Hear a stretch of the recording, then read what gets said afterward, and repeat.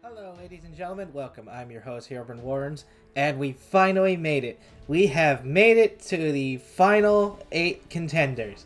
That's right. Only one of these games is going to go home the winner of my 2024 list. The thing I want to start this out with is I know the video is long, and for that reason, if you check the description, I will have segments to each game. Because, unlike the previous list where I was counting up to the winner, this list is going to be completely different.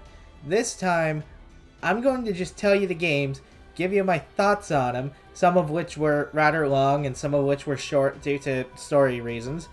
And after that, we're going to go into another segment, which will be in this video. But in that other segment, that's where we're going to actually announce and pick the winner. So just because one game comes after another, or in the order they end up being in, does not mean I like that game more than the previous one, because I am intentionally going to keep this hidden until we reach the end segment. So without further ado, let's see who actually is up for nomination in this year's Game Awards. Nominee number 8. Operation Flashpoint Red River. Now this is a really interesting first-person shooter. I love this game. This is a sequel to Operation Flashpoint Dragon Rising, which is available on Steam. However, this game is not. And the reason this game's not on Steam is because this game requires games with Windows Live, which is a very dead service. It dates back to, I think, the Windows Vista era. And as a result, this game is a nightmare to get running. I actually had to get a Windows 7 PC out. Then I had to do all sorts of mods and tricks to remove the Windows Live elements just to play this game. That said, it was very much worth the trouble. The basic plot of this game is you're part of the United States Marine Corps, and you're in Tajikistan fighting an insurgency group. However, after about the halfway point of fighting insurgents, all of a sudden, your air support is all of a sudden unavailable due to contested skies, which is something scary as, hey, the insurgents don't have planes, so what's contesting our air support? And what you'll learn is that Communist China had actually decided to get involved in the war to take on the insurgents as well, but they also want to turn Tajikistan into a buffer state to keep the distance between them and Western allies. As a result, you'll end up actually having to fight the Chinese during this game. And the second half of the game turns into trying to hold the line and fight off the massive wave of Chinese soldiers coming across the border. It is very fun. This is a realistic military simulator type game, though obviously it has its goofier moments or, liberties with accuracy. But the basic premise is there. You're in charge of a squad. You have to order your squad around, and the other thing is your bullets are affected by things like gravity and distance, so you have to account for bullet drop. You have to account for the fact that the enemy might not always be easy to target because of just how far away they are, so sometimes suppression is the name of the game. It is a very fun game. It is a very entertaining game too, in terms of listening to the Marines banter as they fight off a overwhelming Chinese force. And you don't feel like a superhero in this. You're not like Captain Price or Soap McTavish from Call of Duty. No, you are frequently reminded that you're just an average human trying to do all these impossible feats that the Corps requires.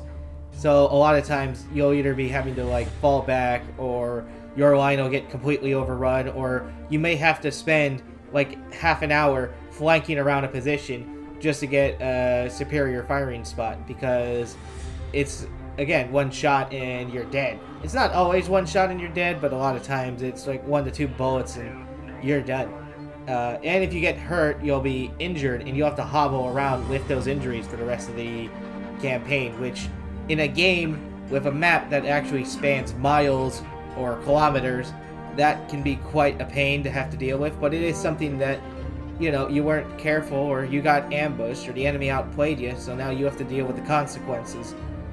And again, certain limbs can get damaged, which also affect your accuracy. So, say like your arm gets shot, and well, yes, you can try to stop the bleeding or heal. You may now have to deal with the fact that your arm doesn't fully work properly, or you may have weapon sway, which is something you have to account for now when you are shooting or taking on enemies. It is a very, very challenging game. I mean, there were sections that I had to repeat several times just because I kept dying, but that's also what's great about it, is that it is rather fair towards the player. If you make a mistake, you die, and you have to start over. The other thing I like about this too is you're not just the superior side, especially when the Chinese show up. So, for example, there may be cases where the Chinese brought an armored personnel carrier, or they brought air support and you didn't, and now you're having to like figure out how to counter these superior equipment or these rather dangerous equipment that you have no real counter to.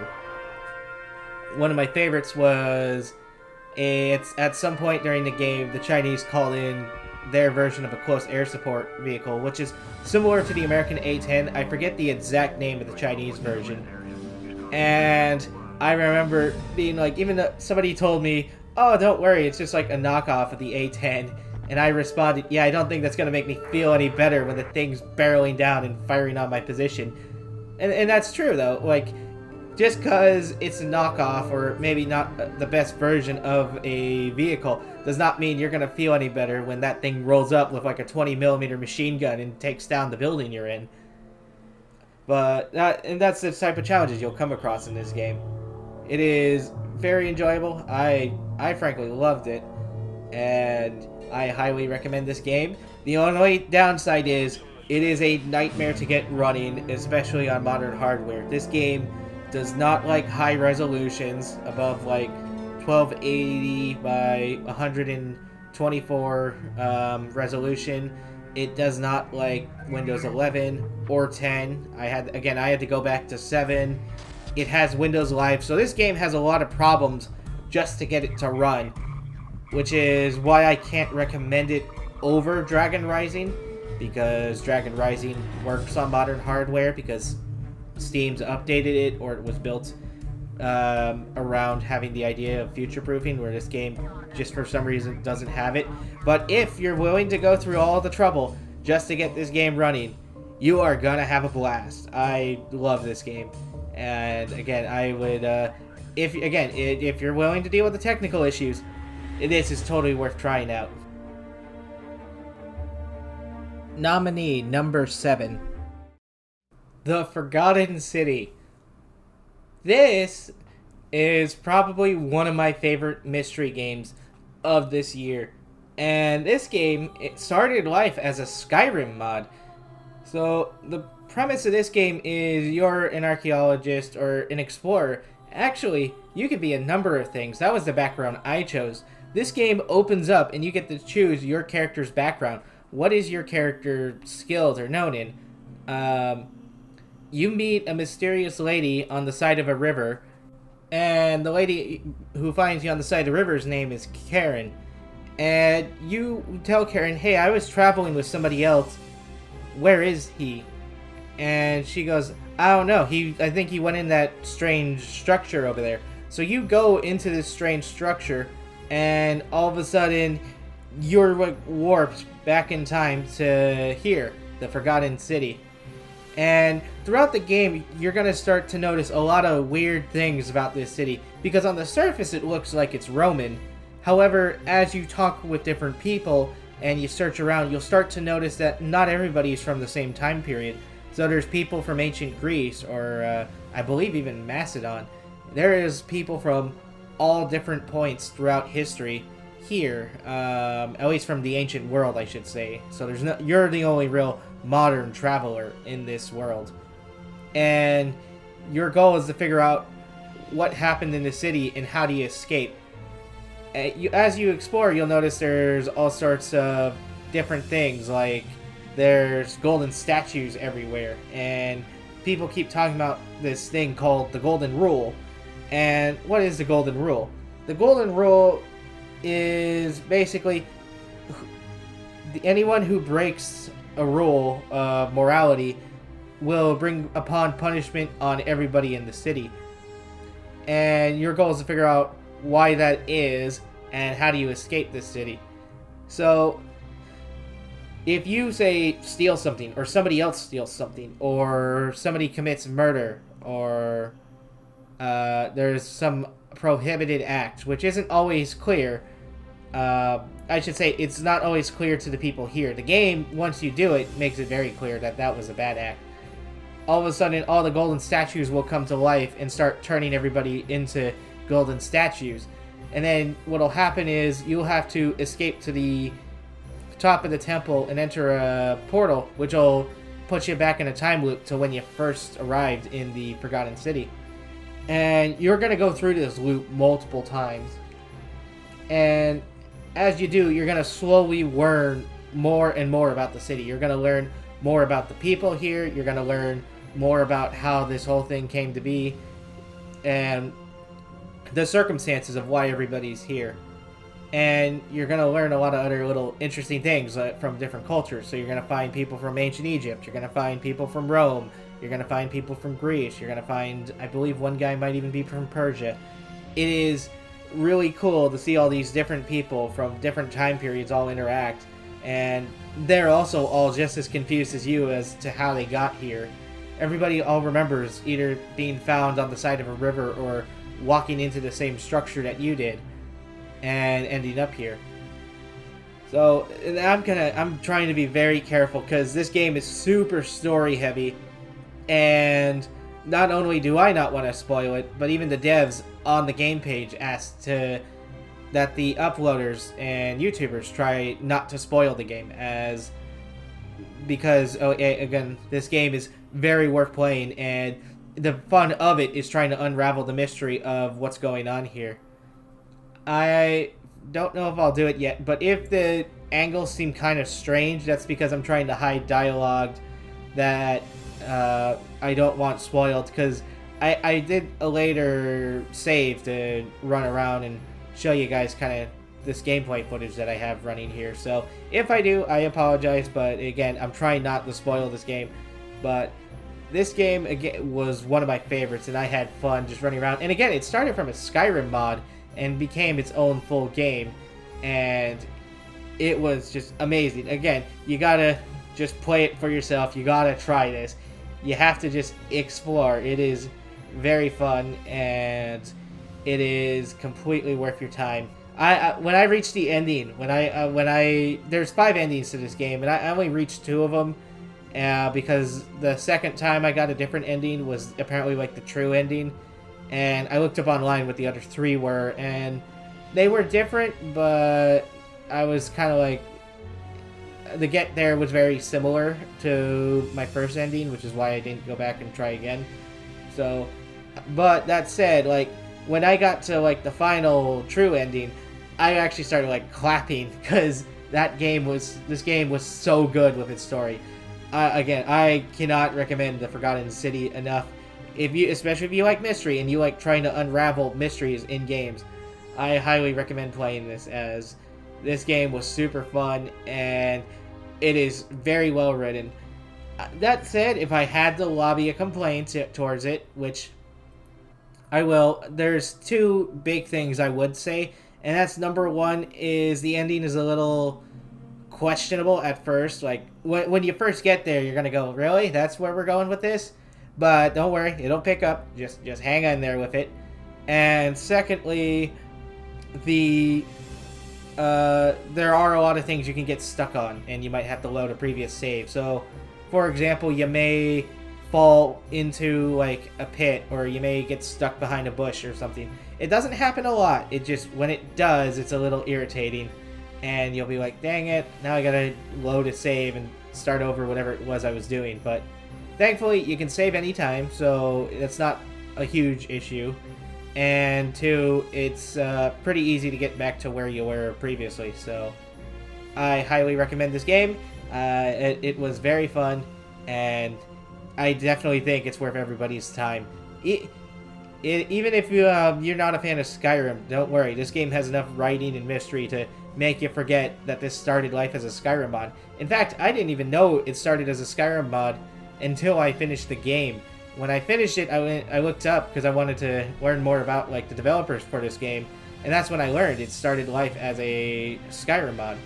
But it has aspects that feel like Skyrim, but trust me, it'll make you quickly forget that that's where this game started. Very good game. I would probably give it like a 9 out of 10 if I was to give it like a number thing. And I know I haven't been doing numbers. I'm just saying that it is that good, that it is worth like a 9 out of 10 to me. Nominee number 6.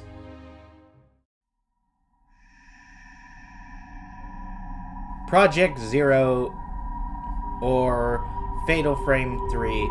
I was super mixed about this when I first played it because it was a little clunky on PS2. However, as time's gone on, my opinion of this game has radically changed. Part of the reason for that is this game subconsciously scared me, which is something not a lot of games actually do. But for months after beating this game kept showing up in nightmares. I kept having nightmares about this game's premise. I kept having dreams about the events of this game, or what this game implies happens. Like, this game kept showing up for months, and even now I get the off nightmare about it, which just shows you how, even though it didn't scare me as much while playing through it, subconsciously it terrified me. So, the basic premise is you're playing as the girl you see on screen here, Ray, and she survives a car crash. However, her fiancé does not. He perishes in the car crash right at the very beginning of the game, and she is now struggling with survivor's guilt. However, after the car crash, while exploring a abandoned house, she starts seeing visions of her dead boyfriend / fiancé. And not only that, she starts having nightmares of waking up in a mysterious manner. Every time she goes to sleep, she's back in this mysterious abandoned manor. As she goes through the manor, she's going to come across various ghosts, and she's going to have to try to exorcise or deal with the ghosts with the camera obscura, which is the main weapon of these Fatal Frame games. And as she goes through the house, every time she wakes up, she ends up with more tattoos on her body. And the tattoos slowly grow each night she goes to sleep and wakes up. And that's the basic premise of this game, is you're trying to figure out what happened in this manor, why are you waking up here every night, and how do you stop it, if you can. Now, if I'm not mistaken, this should be the same engine as Fatal Frame 2. If not, it feels really similar to its predecessor. However, the story-wise, it does feel very different. And also, this is the first Fatal Frame game where you have multiple protagonists and changing perspective. So you have Key, or Kai, who, I believe it's Key, who is related to the protagonist from Fatal Frame 2. He's like a distant cousin or uncle. You have Ray, who's going to be the one you follow around for most of the plot. And you have Miku, who is the protagonist from the first game. And they're all experiencing these nightmares together, though not at the same... You only see each one's perspective as you're in there. You don't run into, say, Miku or Ray while running around as Key, or vice versa.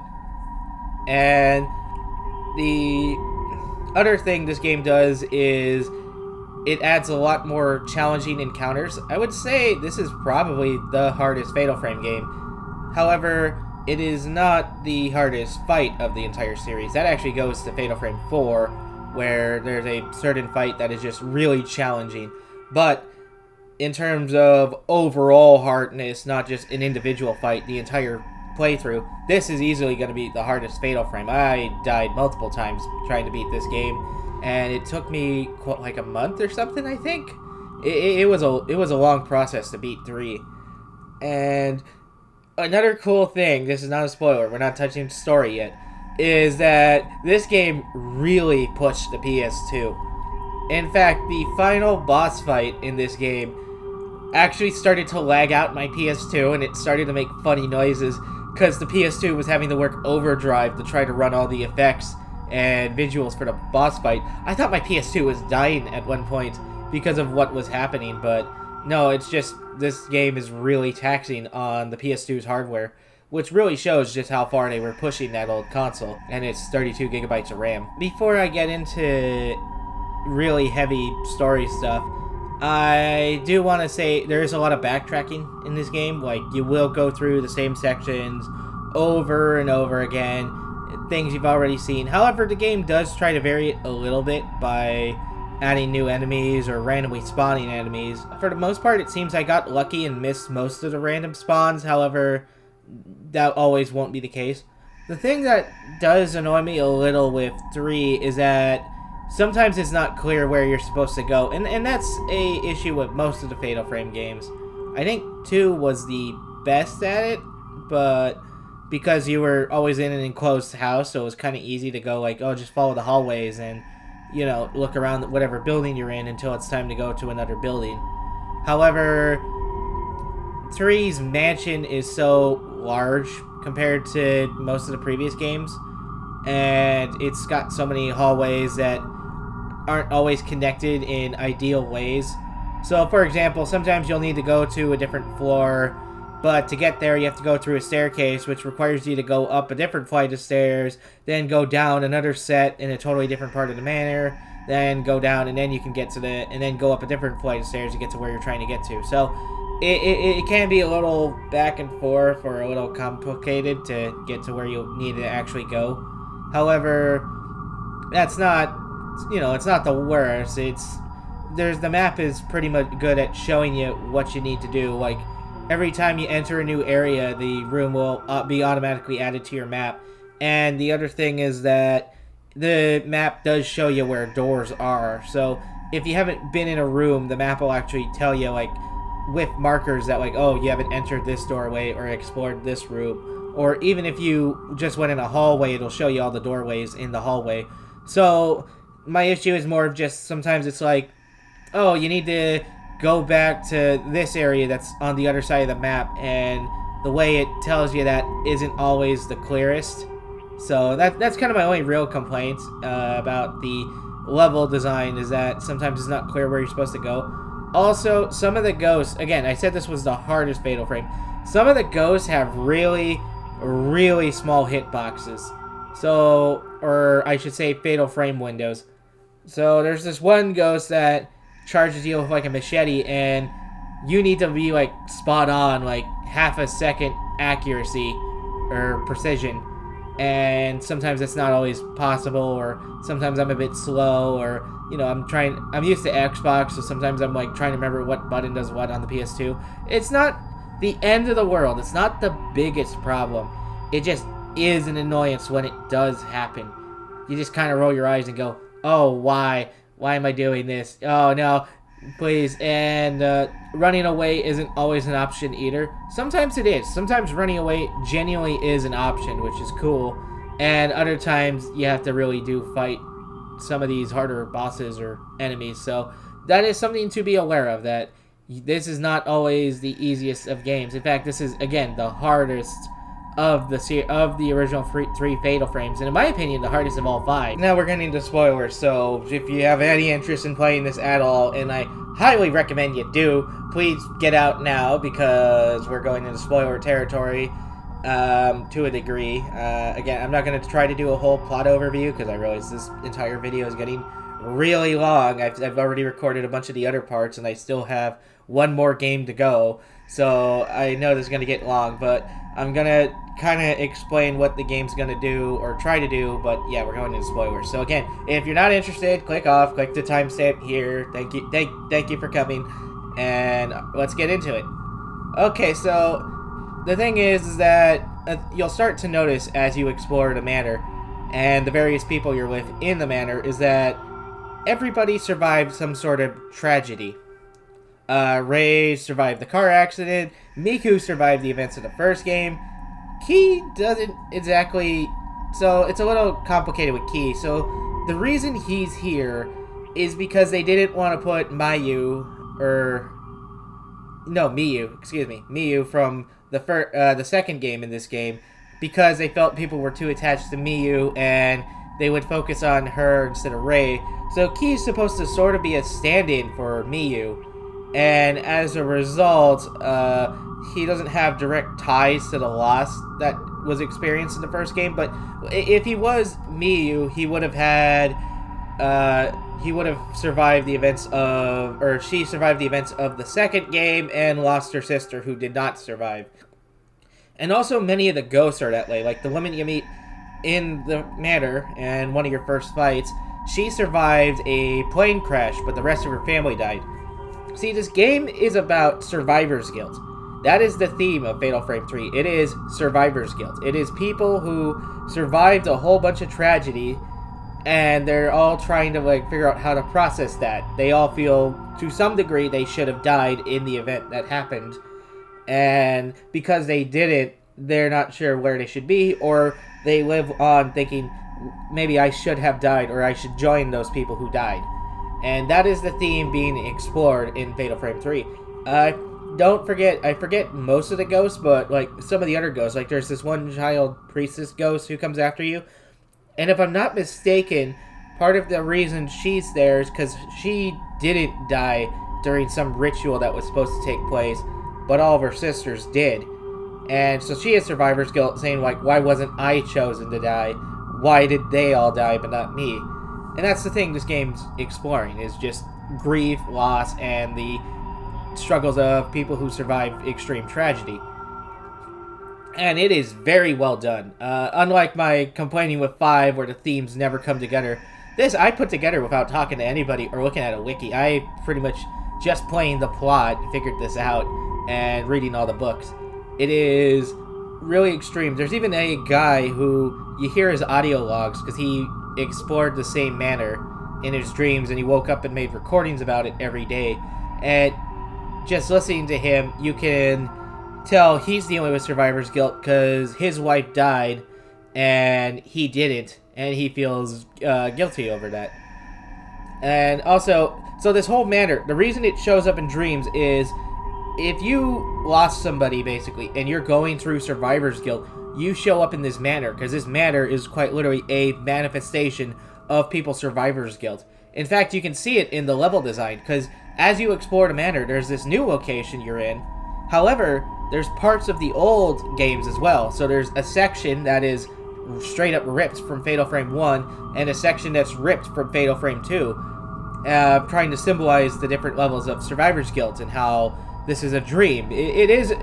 I say it's all a dream, and that's usually where people roll their eyes and go, oh, okay, it's all a dream, it wasn't real. No. It's a dream, but the effects are really real. They are very painful as well. You can die in this dream, and it also, the effects that happen to you in the dream plague Rei in the real world. In fact, that tattoo I mentioned at the very beginning, she will wake up and it'll grow every night that she spends in the manor. And the thing is that it, number one, hurts. She actually curls up and shrivels in pain every time it decides to start growing. And it's also slowly consuming her. Not only that, but in this game, there's actually a little hub world, which is funny. It's not as game-breaking as it sounds. It's just her house. She just wakes up in the house. You can talk to Miku or Ki when he's there, or look around the house for various little Easter eggs and other various things. However, the thing is that the house will also slowly become infested with ghosts the longer you play. So, just because it's a dream, it's not like most games where it goes, oh, it's just a dream, thus it didn't matter. No. It's a dream, but the effects are very real and coming for you. It is one of the better ways to use "it was all a dream," and that is basically just don't make that as a cop-out to say the story didn't happen. Because this story, the dreams are very real, and they heavily affect the player / main character Rei and Miku and Ki. The thing you'll learn throughout the game, though, is that Rei is not the only one with these tattoos. In fact, Miku has them, and a lot of the previous victims to this manor have had them, which is also what brought them here.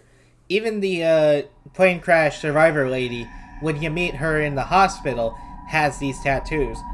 So these tattoos, again, are a manifestation of their survivor's guilt coming to take them and bring them to the manor. The other thing I should note, or I forgot to mention, is that one of the other ghosts, the machete guy I mentioned earlier, if I recall correctly, he's even here because he was supposed to guard the event ritual, and he failed and kicked off this whole plot. And part of the reason he's here is because of his failure, and also the fact he sort of survived the disaster. And I say sort of because he didn't exactly survive, but he also did. And because of that, he's now perpetually stuck here, kind of having to relive his failure or so as a ghost. So, like, while the rest of his buddies moved on after they all died when the ritual failed, he did not. So again, it's another example of survivor's guilt. I've said that a lot during this video, I realize, but really, it does a really good job at, like, every ghost is here for that reason. They survived something they really shouldn't have, and they don't know how to move on. Going on with the rest of the plot. So, Ray, obviously, her fiance died, and she's dealing with her feelings of survivor's guilt. Miku is here because she survived and her brother didn't. And I know I sort of poked fun at that in 5 because of, well, this is kind of why I made fun of that plotline in 5. Because while 5 came out after this game makes sense because we see her trying to deal with the fact she survived and her brother Mafiyu did not. So that's the thing, is I felt like this story resolved Miku's plot with her brother, and Fatal Frame 5 kind of backtracked on that and showed she hadn't. So it kind of negated aspects I liked to this story. So that's kind of why I bullied 5 so much in my review. Where is that, again, it felt like it undid this game. In fact, this game actually lets you choose how Miku handles the loss of her brother. What do I mean? Well, there's a section when you're playing as, I believe it's when you're playing as Miku, where you can choose to chase after the ghost of Mafiyu, or you can turn back and go the other way. And if you follow Mafiyu, she basically becomes a victim of the manor. Now, she doesn't die, though for all intents and purposes of this plot, she effectively does, as she becomes lost in the world of dreams and her body is entirely consumed by the tattoos. Key is, I'm not exactly sure what happened to Key in this plotline, because he basically goes around chasing Miyu, who went missing after feeling guilty for what happened in Fatal Frame 2, and during his plotline, I forget exactly, he gets like cornered or surrounded by ghosts in the shrine or so, because men aren't supposed to enter the shrine. And the next thing you know, you come back, you wake up as Ray, go downstairs, and you see his charred outline on the couch downstairs. So, and it never circles back, so I assume he's dead, but like, that is one plotline that, like, you know, I don't know, I'm just gonna assume he's dead and he's gone. And again, that's what I mean when I say that dreams have an effect. Just because it's in a dream, well, he actually got burnt to a crisp and became a charred corpse on your couch. Now, Ray's plotline is interesting. So, Yu, who was her fiance who died at the beginning of the game, he had actually had quite the interest in the whole hunting ghosts. In fact, he's the one you get the camera obscura from, or rather, you get it out of his room, because he's already dead. And he has all these books about the events that are happening in this game. So, for example, he has books kind of explaining the manor, or he has the tapes kind of telling you, like, of that one guy who got lost in the manor, searching for his dead wife. So, Yu is the one who gives Ray all the knowledge she needs to, like, solve this whole thing, even though he's pretty much dead, or he is dead for the entirety of this game. You don't even get, like, a scene with them together. He's just, like, flat out dies right during the opening cutscene. So I think it's even before you get control of the player. Like once you hit start, boom, car crash, dead. So it's quick with that, but it gets the point across. So the thing is that after exploring the manor, learning about the different plot lines of the ghosts and how everybody's going through Survivor's Guild, and also obviously getting spooked by ghosts, having to deal with ghosts, losing her friends, Miku and Ki, she decides to actually try to join you in this manor. And that's where you figure out how this ritual went wrong and how this whole thing got kicked off. So, when Rei goes into the shrine, what happens was one of the ghosts, who's the lead blue lady ghost, who you can't kill at any point. If she shows up, your only option is to straight up run, as she will insta-kill you, and also she lags out your console. But what she does is she was supposed to be one of the sacrifices for this manor or so, and that was supposed to seal some sort of evil, which I think is what causes all these dreams or so. Well, she fell in love with someone which she wasn't supposed to. The idea behind these games is you're not really supposed to fall in love for these rituals, because if you do, you'll have an attachment to this earthly world, so you won't really be wanting to accept your death when the time comes. Well, her lover wanted to see her again one more time, even after she was horribly beaten and effectively, flogged and torn apart. Because this ritual is very painful. They basically put you through an extreme amount of pain, tattoo you up, and then throw you into the shrine where you die, so you can, I guess, appease the evil or whatever causes this whole ritual. I'm not sure how you would exactly explain it in this game, but that's what kicks off this whole plot. And she, her lover, he's there to comfort her in this state, is killed by Machete Man. He sees him in the shrine. Because men aren't allowed in the shrine, he basically takes a nail to his head. It takes a nail and jams it into her lover's head, killing him. And this outrages her, and she has a renewed sense of life, which causes this ritual to completely fail. And that's what kicks off this whole plot line. So the lady who's the shrine maiden for this, her problem is the reason she's got Survivor's Guilt is because she saw her lover killed in front of her. She saw a lot of her friends. She's surrounded by a whole bunch of bodies of people she once knew, all dead from the whole ritual. And she had a sense of purpose. She had a reason. She actually wanted to live, and that reason's now gone. Her lover's gone. And it actually does parallel Rei, because again, Rei survived a really dangerous car crash, and her lover did not. So, which is a neat little parallel the game actually made between the two, which I didn't see that coming. I was completely blindsided when that happened. So, the Rei has to then fight this spirit lady, and this fight is hard, mostly because of the lag, and also because it's a one-hit kill, and there's no save right outside the boss fight, which means if you die, you have to fight your whole way back down to the boss area, and then take on the boss all over again. So this fight is really high stakes. You lose, it is back about a half hour to or maybe 20 minutes of progress. So do be aware, this is a one shot and you're dead. Unless you have a moon crystal or a moonstone or something. A mirror stone, mirror stone. And you only can carry one of those, which means you get exactly one hit to come back from before you are just dead. I actually saw a funny thing on Reddit where somebody, he didn't have a save card, so he tried to play through this in one sitting, and he died on the final boss, and because he didn't have a save card, he had no save slot to go back to, which effectively reset his entire game, which was very funny, but also oh, that's cruel and harsh, but such was the days of PS2.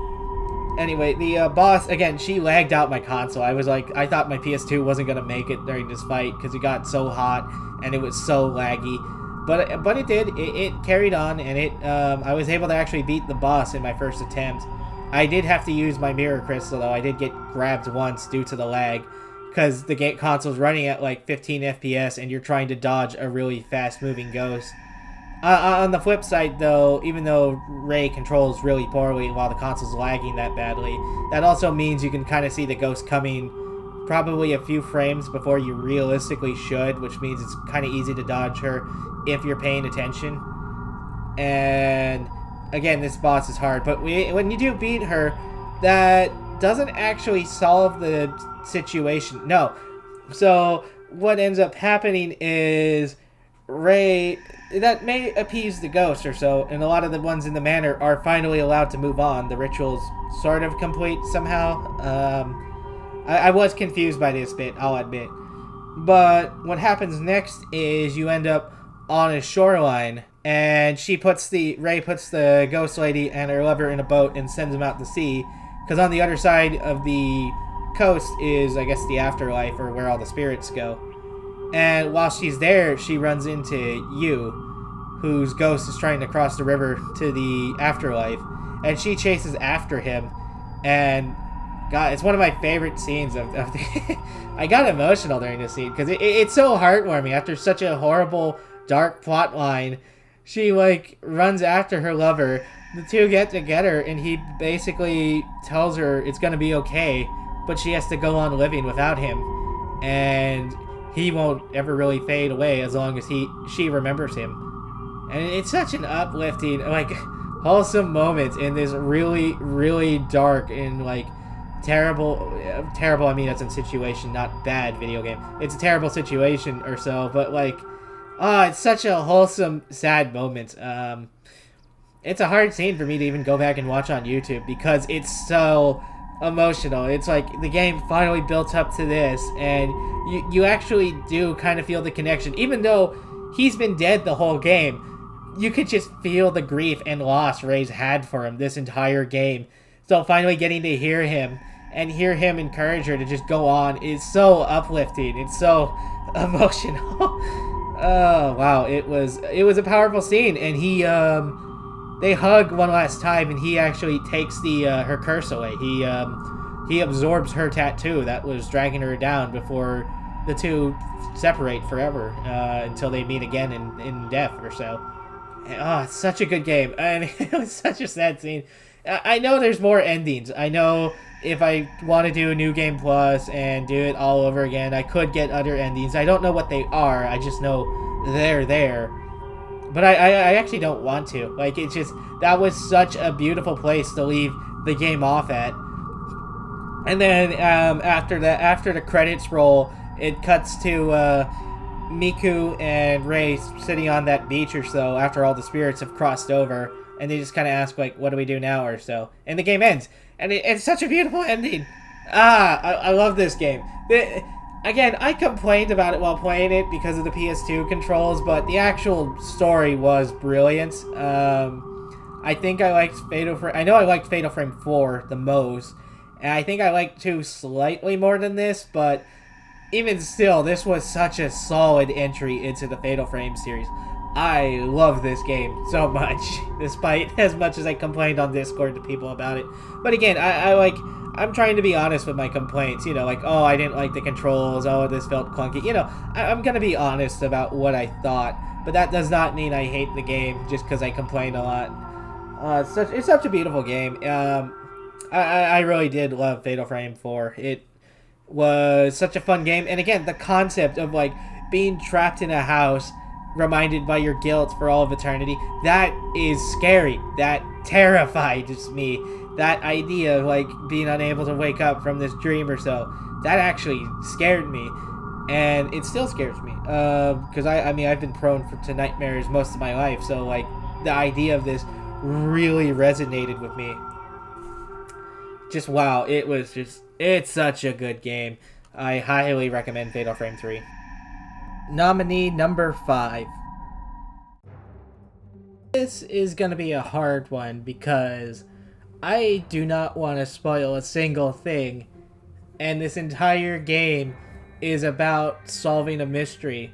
There's not a lot gameplay-wise to speak about it, so this is going to be tricky. So this part, thankfully, is going to be really short compared to all my other parts, However, that's not due to a lack of things to say. That is due to me trying to drastically avoid spoilers by any means necessary.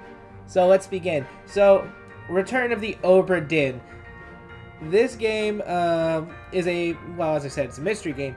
And the premise is the ship, the Obra Dinn, has gone missing. And all of a sudden, after years of not arriving at port, it suddenly shows up off the coast of England. And you are a investigator sent to figure out what happened to the ship. Now, as you board the ship, you'll find a whole bunch of bodies scattered all over the ship. And what you can do is you can use this little pocket watch to rewind time to get a snapshot of what happened to this person when they died. So you can kind of see like what happened to you get like a still image, 3D image you can walk around, and you have to try to piece together what happened and who. So you get this book and you have to mark down like who these people are, what their names were, what their cause of death was, and as you do, you'll learn of this crazy adventure the Obra Dinn experienced during its venture between Africa to England to various other points along its venture. It is a really fun and really intense mystery game. I love this game. This was probably like, I stayed up till like 7 in the morning. I think I started at like 11 right after beating Fatal Frame 3, and I jumped straight into this because I had to just know the mystery, what happened to everybody, what happened to this ship. So I spent hours just exploring this game, and there's a lot of little neat gameplay things as well. So because you only get a snapshot, you don't get to see exactly who's talking to who. You get to hear a little bit, so you'll get like a bit of dialogue between a couple characters. However, that's all you get, and then all of a sudden it shows you what happened. So now you, as the player, have to like figure out who's in this scene and what their cause of death was or so. So you have to go like little context clues you see or hear in the beginning. You have to go by uniforms and position of rank. You get a photo of the entire crew as well for reference. However, the photo doesn't come with any names. So you have to like figure out who everybody is in the photo based on things said to each other or the ways people were posed when the snapshot happened. So like a good example is there was one guy who like you have to look out for because when his name is said just before the you get to walk around the environment, he'll have his hand to his ear. Or there's another person where there's like several people who could be this one person, and you have to look for something on their person to figure out exactly who this is. It's like little things like that, and this adventure gets super wild.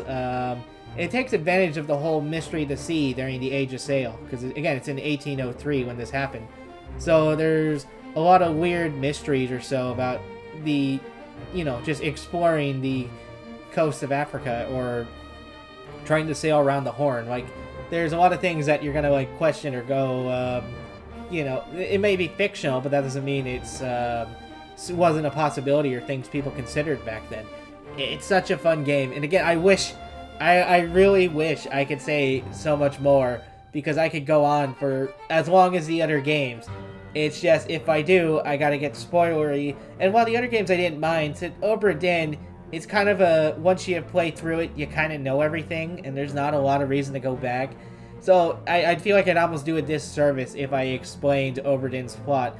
The other games, there's other elements to find. It's like the mystery, or there's the gameplay, or there's aspects or moral questions it asks. This game is, again, the mystery is its main selling point. So I literally cannot go much longer telling you. But I will say also, the soundtrack. Oh my word, the soundtrack is awesome. Particularly the song Soldiers of the Sea, which is what you heard when this video began, at the very beginning. That's one of my favorites from this game. I love Return to the Obra Dinn. I recommend everybody play it. It may seem like simple. It's not a horror game. You're not going to get jump scared or anything. But there are a lot of like little mystery things that are just so fun to solve. And when you do, you feel like a genius. You're like, oh my god, I put that together myself. It was incredible. But yeah, I highly recommend Return to the Obra Dinn. I would strongly advise playing this and going in completely blind. If I had to lobby a complaint, as I said, it lacks replayability to an extreme degree, where once you beat it, there's no reason to go back. And the other thing is some of the context clues aren't very good. So a few people you might even have to end up just kind of guessing and hoping for the best that that's them. There are multiple endings to this game, so depending on how many people you got accurately, if you get the entire crew accurately and their cause of death, and if you don't know, take your best shot at like what's the closest to how they died, because the game can be a bit lenient. So there's a few things where it's unclear if it was this or that, but as long as you get one of the options or so, it'll count it as correct. So that's the thing. I take your best guess at what you think happened, and you see if you're right. And some characters, again, you do have to just straight up guess based on process of elimination. So there was a few characters where I was just kind of like, well, I've run out of everybody else from this section of the ship, so it has to be this person because there's literally nobody else left for me to guess. So again, I highly recommend this game. I wish I could go longer, but again, because the mystery is the entirety of this game, doing so would spoil the game and make it almost not worth playing, and I don't want to do that for such a fantastic game. Nominee number 4. Nier Automata. Now, I know some people are going to be excited to see this game, but yes, I completed Nier Automata this year, finally, after putting it off since whenever it came out.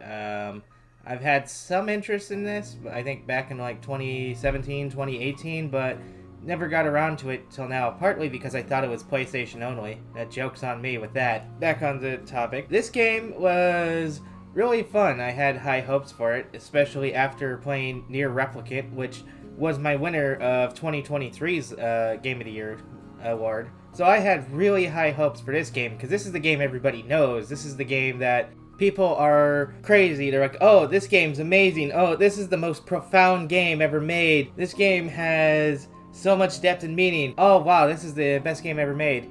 And I strongly disagree.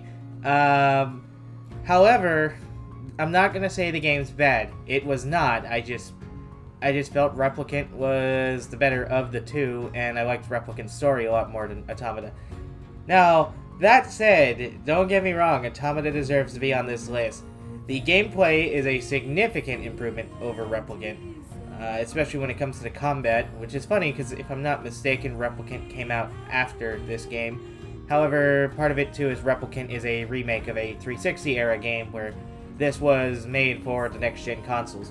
The basic plot is some point after the whole events of Replicant, like way later on, there was an alien attack on Earth, and they brought a bunch of these things called machines, and so humans fled into space and created these automatons, or androids as they're called in the game, to fight the machines while they hide on the moon. And that's just the premise. I'm going to go into heavy plot details way later, so don't worry, you don't have to click off yet. That's why I didn't give a timestamp. And that's the basic game. You're playing as...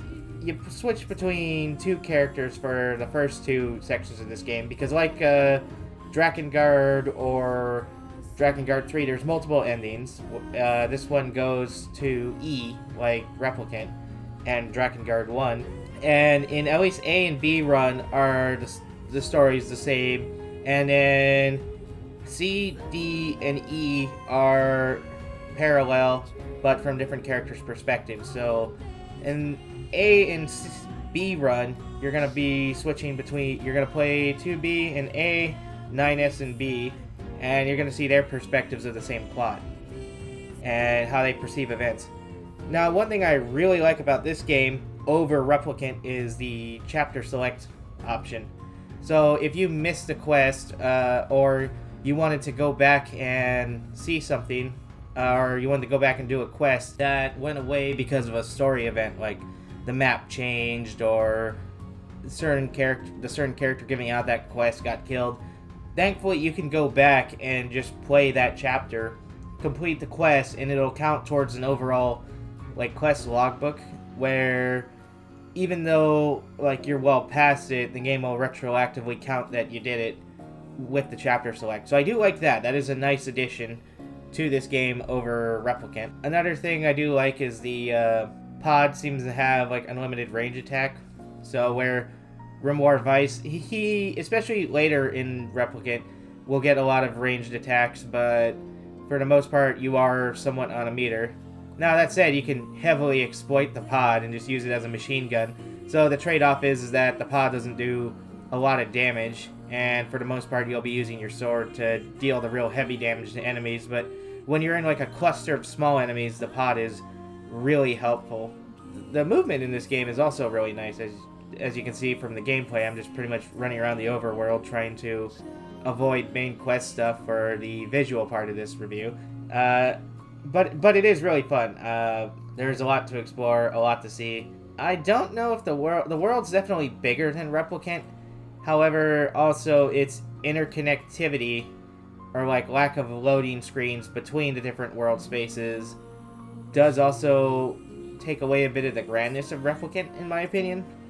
Like, for example, to go from the desert, or go from the city ruins, which is the main area you'll be in for most of the game, to like the desert or the amusement park, which is another section, or to go to the coastline, there's no real loading screens. Occasionally you'll go through tunnels, and I assume that's when the game does its loading, is while you're in the tunnel. Where Replicant, all that required loading screens. But as a result, it did give you the perspective that there was a bit more distance between these areas.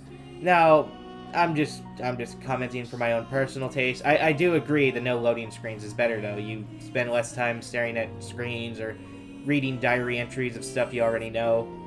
The only time there really is loading is when you fast travel or you go to space, to the bunker, which is where all the androids deploy from. Now, that's the bunker is really small, so it's not like you'll be there that much unless a quest sends you there or you want to search for either parts or little information about what you're doing. But for the most part, you will rarely have a reason to return to the bunker, and I'm not complaining about that. That's like Nier's house in the first game. I rarely ever went back to his house unless the game told me to, just because why would I? It's not much to do there. It's not as small as Nier's house, don't get me wrong. It's just in comparing it in the sense that there's not a lot of reasons to go to the place. One thing this game does continue as a tradition from Nier Replicant, or Nier, I know I'm gonna get confusing because to me I just know it as like Nier or Nier Replicant because I'm used to just calling it that. But anyway, back on topic. One thing I like is that this game continues is the soundtrack. The music, some of which you're hearing now, and depending on how I edited this video, you might have heard a second or third track by now, is really good. It's got a lot of nice little relaxing ambience, and then also when you're in fights, it has really action-packed music, or so. It really fits the fights what it's going for, which is like Replicant. Replicant had all sorts of music that really fit whatever was going on, and it's one of my favorite aspects of the game. Sadly, that also means it was so catchy that I'm haunted by the music from both this game and Replicant.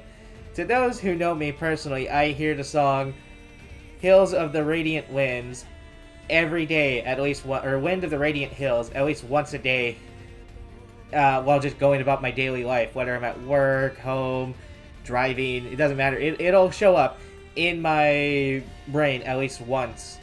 And with this game, it's the City Ruins song, which is what you heard when this game when I started up this review. It's known as City Ruins or Ray of Light, and that is a very catchy song. It's very relaxing, but I hear it also once a day. So now I have two songs that I hear every day, which, to be fair, if you're going to hear songs like that every day in your brain, those two are not bad options. Those are actually really good options that I'd rather hear than a bunch of other songs people play. One thing I also should say or point out is that if you have not played Replicant, you're gonna miss out or not get some of the references in this game, because some of the enemy designs or some of the locations are actually throwbacks to things from Replicant. In fact, one of the bosses fights you in a location that you only really see in Replicant.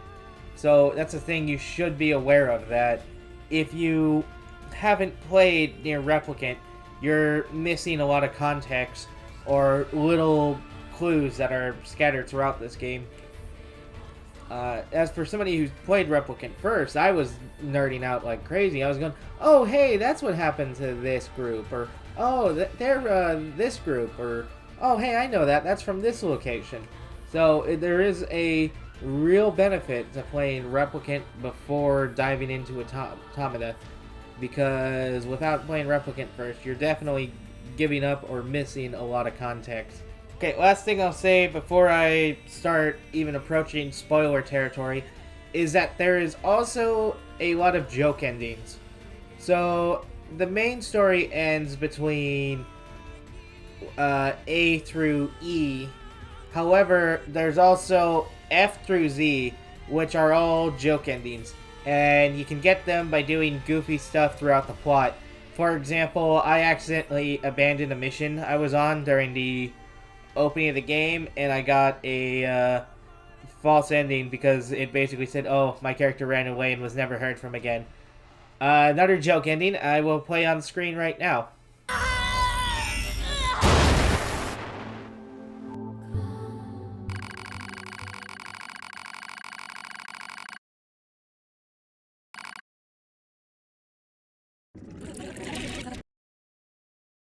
And like stupid little things like that will trigger certain endings. It's really fun.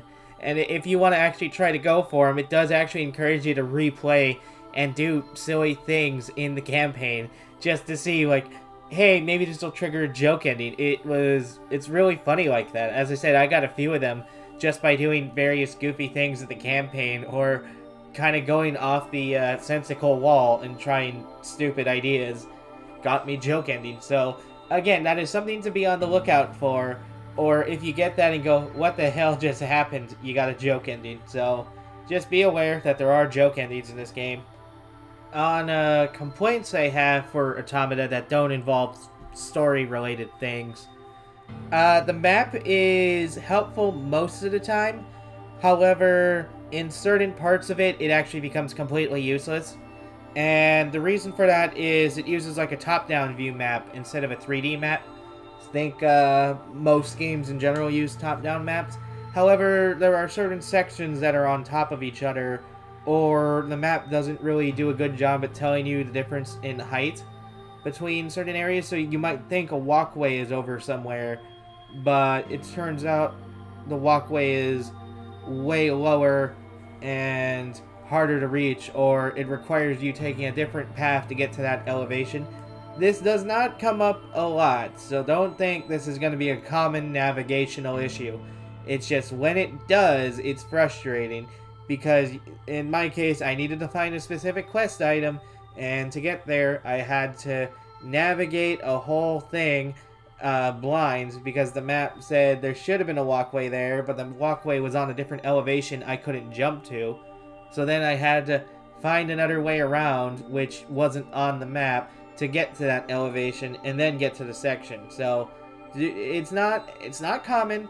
It happened to me like twice, so it's not a big complaint, but it is a complaint. Another thing I would complain about is occasionally in the story your characters can be a bit dense. And what I mean by that is sometimes you've figured out what's going on. The thing going on screen has become pretty obvious of what's going on, but your characters are like, I don't know what's going on, or nah, that can't be happening, or they'll like deny what's literally going on in front of them. It's not common. Most of the time, the characters are pretty good at figuring out stuff as you figure out things, but especially during a run, there was quite a few times where I was kind of just looking at my two characters, questioning how the hell they haven't figured out what we're seeing, or why they're so puzzled by this, because they know the context, but they still haven't quite put the pieces together yet, even though I figured it out probably like 2 steps ago. And I'll circle back to this point if you're going to stay for the spoiler section, specifically kind of what I'm getting at, but if you're not staying for that, that's just kind of a heads up that I'm going to put here. It's not the most common thing, but when it happens, you're just kind of like, really? You haven't figured this out? How? I figured this out ages ago, way back there or so, like 2 quests ago, and you guys are still putting this together. Why? I thought you're smarter than this. You're literally the ones experiencing this plot. I'm not. I am too, but you guys experience this stuff on the day-to-day, where I'm not, so it's just, that's another thing where sometimes I just look at it like, how haven't you figured this out yet, guys? Catch up with me. One other thing you should be very aware of, unlike all the previous games from Yoko Taro, and that is, you do not need all the weapons to get the endings. That is right. I had 94% of the weapons when I went into the ending. You do not need 100% weapon collection. So you do not need to worry about it. In fact, more than likely, you're not going to get the very last weapon, because apparently that's like a level 90 boss fight, and I had completed the game at level 60. So do be aware that, like, this time, you do not need to go scavenge all the weapons. You are free to do so. It is just not required. Unlike Drakengard 3, Replicant, Drakengard 1. I haven't played Drakengard 2, so I can't tell you, and that was made by a different person. But point is, you do not need all the weapons to beat Automata, which is a nice thing, unlike Drakengard and Nier. But just something to be aware of. Okay, on to the plot. If you want to just skip to the next game, click here, or, well, don't click here. Skip here to this timestamp that I'm going to put up. Again, I record each individual game on its own, and then I stitch this together in one video. So, right now, you can't see it, or I don't know where that stamp's going to be, but it's going to be real big on the screen for all of you. So, just keep that in mind. That's why I can't tell you specifically where it's at. I won't know until I assemble this whole thing and, know where it's going to be. But skip here if you don't want spoilers or any story thing or any plot beats, because we're going to dive into that right now. Okay, is everybody gone? Okay, so, just give you a couple seconds. Okay, so the basic question this game is trying to ask is, what defines us as people? At least that's what I think it's trying to ask. It does a lot of things of, where do you draw the line at, like, humanity, or who we are at, like, where do we draw the line at existence and being people or so. And the game does this with the androids and machines. See, the androids and machines are both not human. They both are very aware they're not human. However, the androids, because they kind of resemble their creators, and because they're programmed that way, believe they are more human or more of people than the actual machines they're fighting. However, as you play the game, you're going to find out the machines have families. The machines have communities. They have desires. They have beliefs. They have religion. They have communities and societies. They have siblings and relationships. You're going to learn all this throughout the game. They even have desires for each other to be intimate, for lack of a better term. And the game is kind of asking you and our characters, where is that line? Because the machines clearly believe they have some right to exist, or they are people to some degree. The androids disagree. However, the androids also know they're not human, but they're also asking where they draw the line.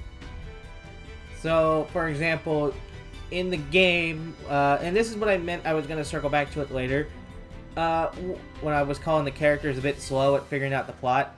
So, there is a section where, while you're searching for a machine, major machine boss, or I forget exactly what they call it, but you're gonna stumble across like a community of robots that are engaging in certain activities of an adult nature, and during their whole activities, they like come together and they form an entire android who becomes a boss you have to fight in this section. And it's one of those where your characters are kind of there going, oh, I wonder what this is about. I have no idea what they're imitating. Oh, this camp doesn't make any sense. And even when that new android is born out of this whole scene or so, the characters are still like not quite putting together what just happened. And if we had just left it at that, I would have been okay with it. I just would have written it off as they were ignorant to the whole process of reproduction and they just didn't know. However, later in a quest line, when you're helping out a different machine, the machine asks where babies come from, and both characters get kind of awkward and really don't want to answer the question. However, they seem to know how that works. So it's one of those where I'm a little like, well, clearly you understand how humans reproduce, or at least animals or biology reproduces. So when you see machines trying to imitate that, they don't even put that together. They're just completely clueless. And that's kind of what I mean, that sometimes they feel a little slow, is that they clearly know what's going on, but somehow they haven't figured out that the machines are trying to imitate this biological activity. Another example of showing machines is after Act 1, you're going to meet a android named Pascal. Or I think you might even meet Pascal during Act 1. And Pascal has set up a little village full of machines that they don't want to fight, or so. They think the war is dumb, they want to be pacifists, they want to be left alone, and they don't want to kill anybody. They just want to be in their own corner and safe and, non-violent. And your characters do question that, which fair enough. I mean, if a robot told me they don't want to be violent when the robot was specifically built to kill me, I too would probably question that quite a lot. So I'm not faulting them with this one. But this is just another example of the machines showing human characteristics. And again, that's another thing, that Pascal's village of peaceful machines is where the game starts to ask that question of like, well, where do we draw the line or so? Because clearly they've set up a village, they're pacifist, which is very unusual for killing robots. So clearly they have, to a degree, their own free will. And also throughout the game, you're going to see the machines imitate human life, or that you're going to see them trying to do various human activities. Like at the beginning of Act 2, you see a machine trying to resurrect its dead brother, not understanding his brother's dead. And even later, you're going to see the machines get scared or so. Some are going to even ask not, to spare their life. You're going to see machines worshiping a deity they've made for themselves. There's little things like that where it shows that clearly these machines have human characteristics. So again, where do we draw the line? Is it just because they're metal? Do we draw the line at just biology? And also, should we draw the line at just biology? Because, strictly speaking, I mean, a human is flesh and blood. It's a mix of all these different things. However, a thing you'll learn in this game is mankind's extinct. You see, the whole us being on the moon, that was fake, so the androids had a purpose to keep on fighting. We never actually made it to the moon. We went out years ago, thanks to the events of Near Replicant. So, the aliens actually invaded a world that really didn't have much life on it. And it could be implied the aliens are fake. I've heard a few rumors that might be the case. So, let me get to that point. So, when the aliens reveal themselves, you go into, like, their ship and bunker, and you find them all dead. They never got out of the ship they crashed in. And you find out that they were killed by androids, or at least these androids that work with the machines claim they killed their creators, the aliens. However, you also have to kind of question that because, well, the stories you've all been told about your existence and why you're fighting are fake. Oh, we're fighting so mankind can return to the Earth. Well, guess what? Mankind's been extinct for a few thousand years now. There is no mankind coming back. So how do we know that these machines that believe they've turned on their masters and killed them really did, or are they programmed to just believe that? Is that the stories they've been told about their existence? There's little questions like that in the plot where, where did the aliens actually come from? Maybe the aliens crashed and they were always dead. Maybe they crashed before mankind went extinct. We don't know. It's never. It's because we don't know what happened prior to what we're told, and the source telling us that is, the people who want us to keep fighting and think mankind still exists. We don't know really the origin of these machines or these aliens. All we know is they just at some point ended up on the Earth, and this war between androids and machines started. But you actually have to question the whole thing. Another thing you see the machines do is grief. They frequently show grief for the loss of their comrades or so. And again, so do the androids. And it's one of those where, again, it's just making you wonder, like, where do we actually make the line between what's human or what's a person and what isn't? And I think Automata's case is, at least this was my takeaway, is if it resembles enough of a person or a human to where they can form their own identities and where they can, like, people can develop relationships and they have that ability. They're, for all intents and purposes, very close to humans as we're realistically ever going to get. Now, a story thing I am going to spoil. So, again, this is massive spoiler. So, if for some reason you stuck around for the theme section or so, really skip ahead to the timestamp I said earlier. Or go into the description, skip ahead, because there's gonna be a massive spoiler right here. At the start of C Run, Yohara launches an all-out attack on the machines. They make this their big push to take back the surface for mankind, who, as I said earlier, mankind's extinct, so they're really fighting for nothing. And what happens is there's a massive virus that starts infecting everybody, both machines and the androids. And it causes them to go crazy and start killing each other. And 2B, during the, and 9S managed to disconnect from the server. However, they don't disconnect in time, and they're both infected with the virus. So, trying to warn everybody about this, they go back to the bunker to warn of this virus.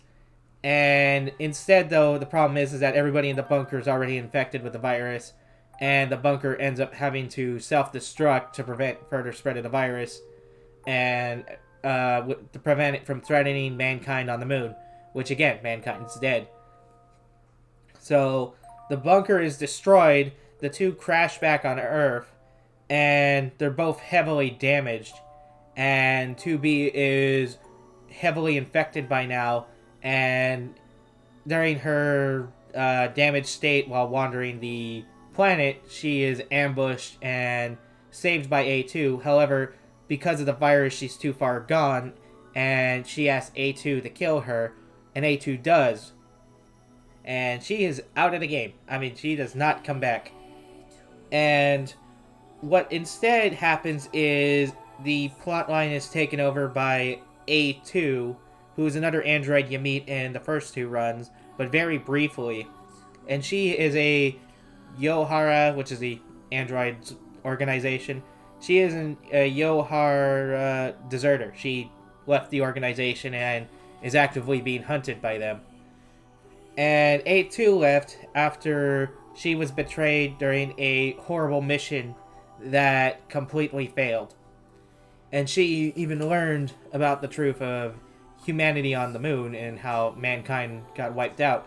In fact, she's the one that explicitly tells 9S at the end of the game. She is who you follow around with for, I believe it's C-Run. So what it does is kind of odd. What it does is C-Run is kind of merged with D-Run.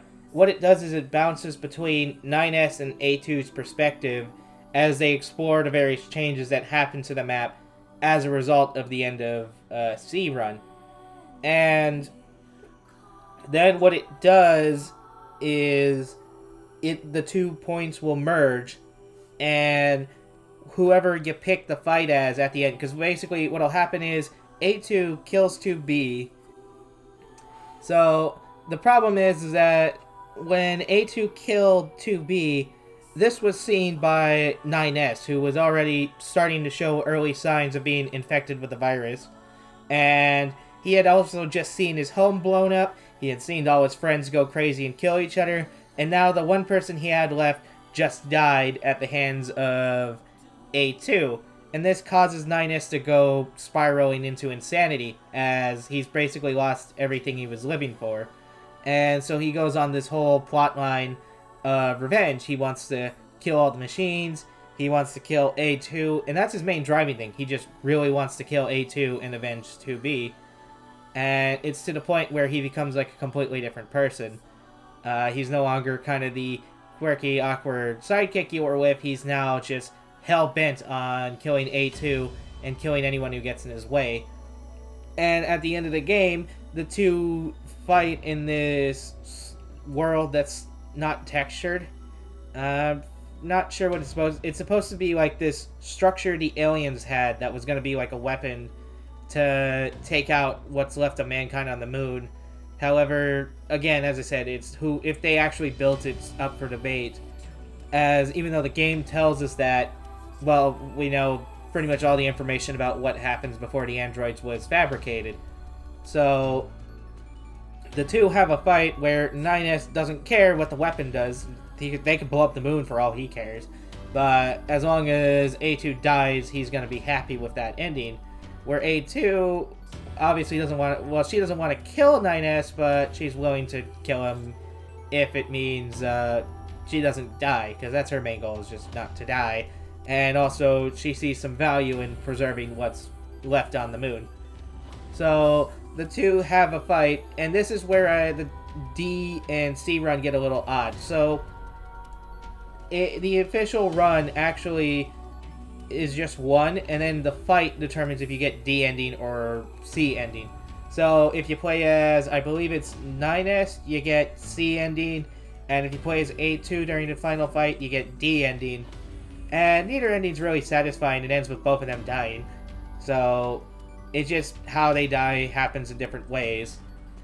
And if once you complete both endings, you get the E ending, which is, I'm not actually sure what it's supposed to mean or be symbolic of, but basically the pods, which are your little companions that follow you around, and as I was saying earlier, act like machine guns, they realize, hey, there's kind of no point to continuing all this, and the pods decide to try to, or one of the pods decides to try to strive for a better ending. And this ending here, you battle the credits, for lack of a better term. Basically, the credits come down, it turns into a bullet hell section, and you have to shoot all the credits. I'm not sure what this is supposed to simplify. I'm sure there's some meaning there. It's just I just didn't get it. So I don't know what this was about, but I'm sure there's some meaning behind it that I completely missed. But after you achieve it, you see your characters 2B, 9S, and A2 all like asleep somewhere near the coast, I believe, or it might be somewhere in the city. And the game just ends, and it asks, do you want to say anything about the game? If you do, your save gets deleted, and you actually pop up in that credit section of somebody else's game. So what it does is you have to sort of ask for help during the section, because it's impossible to pass the bullet hell on your own. So after you struggle enough times on the bullet hell segment, you can ask for help, and the names of a bunch of different players who played the game will show up and help you defeat the bullet hell. Now these are just, you're in control of the actions, it just says their name. But if you wipe your save, your name will actually pop into the list that can show up to help players in other games or so, or other their runs of Nier Automata.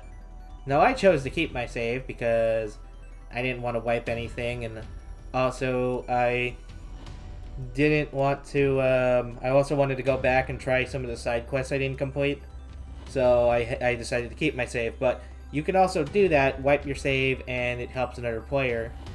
and that's how the game ends. Overall, I did have fun with Nier Automata. However, I'd be lying if I said that my favorite points weren't a lot of the throwbacks to Replicant. There was a lot some characters that came back from Replicant. There was a lot of little hints or lore references to Replicant that if you hadn't played it, you completely miss while playing Automata. And the other thing is, if I had to lobby another complaint, as far as the story goes, I felt 2B didn't get as much development as I'd like. Like, it felt like I had her in A and B run, and I kind of learned a decent amount about them, but I kind of didn't get a full grasp of their characters, and a lot of the stuff I learned about 2B herself came from the end fight while A2 is talking to 9S, or 9s. I realize I've been calling him 9S. I always call him 9S, but yeah, he goes by 9s in the game. I apologize. It's how my brain works. So the thing is, I kind of felt like the game didn't give 2B enough development before killing her off. So when she died, I more felt bad because 9S is going insane, and we got a lot of development for him. But I didn't get the same gut punch as I did with 2B dying, like, or so. I didn't quite... I'm not going to say it wasn't sad, it just felt like it was a little underbaked or underdeveloped. So it wasn't like this devastating moment like it is for 9S in the game.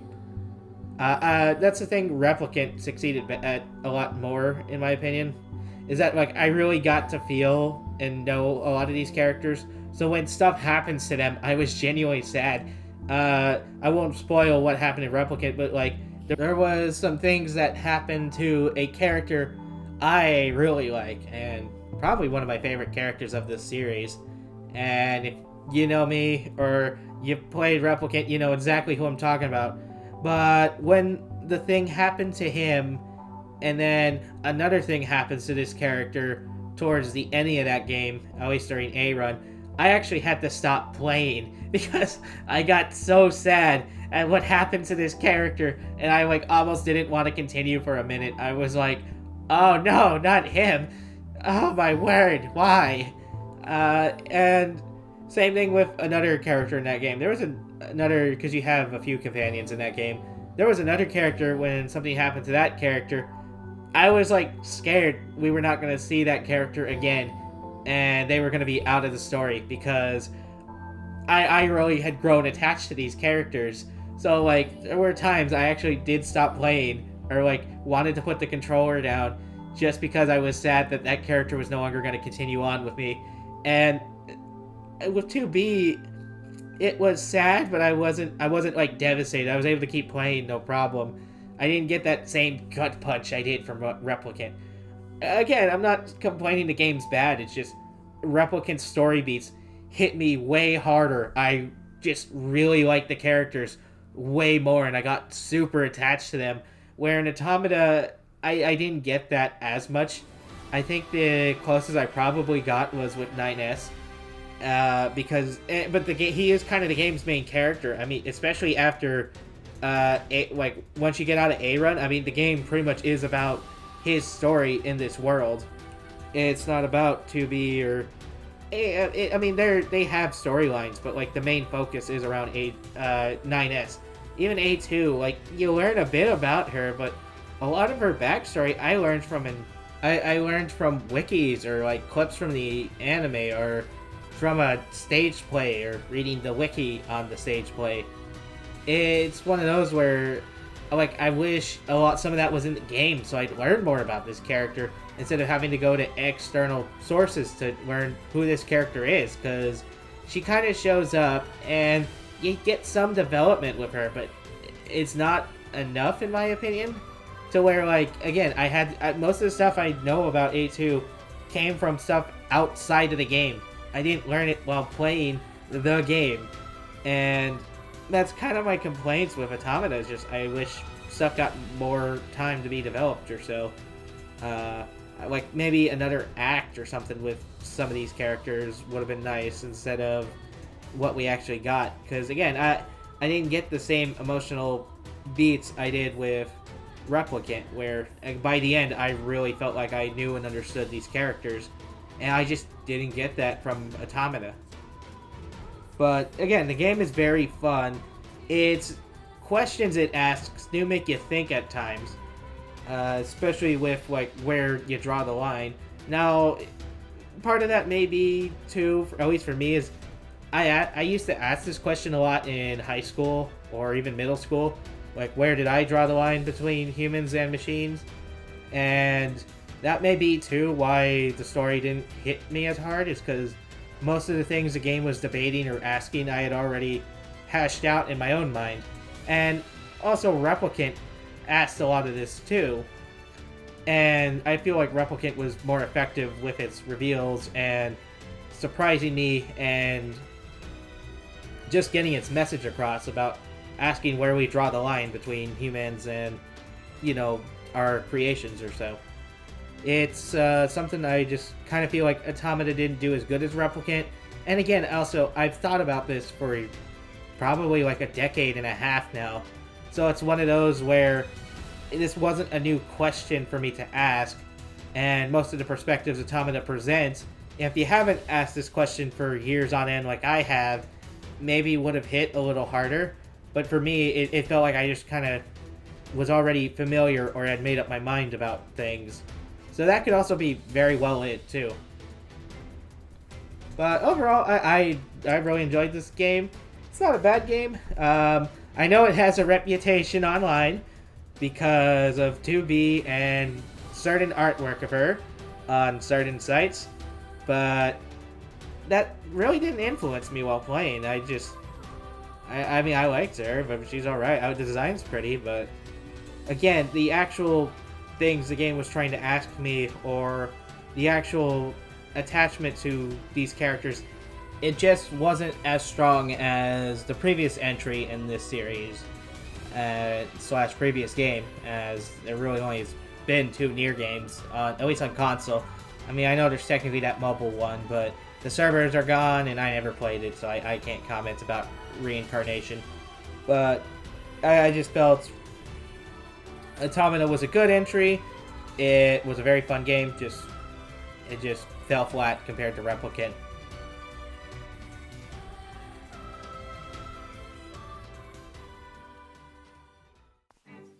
Link's Awakening. Oh boy.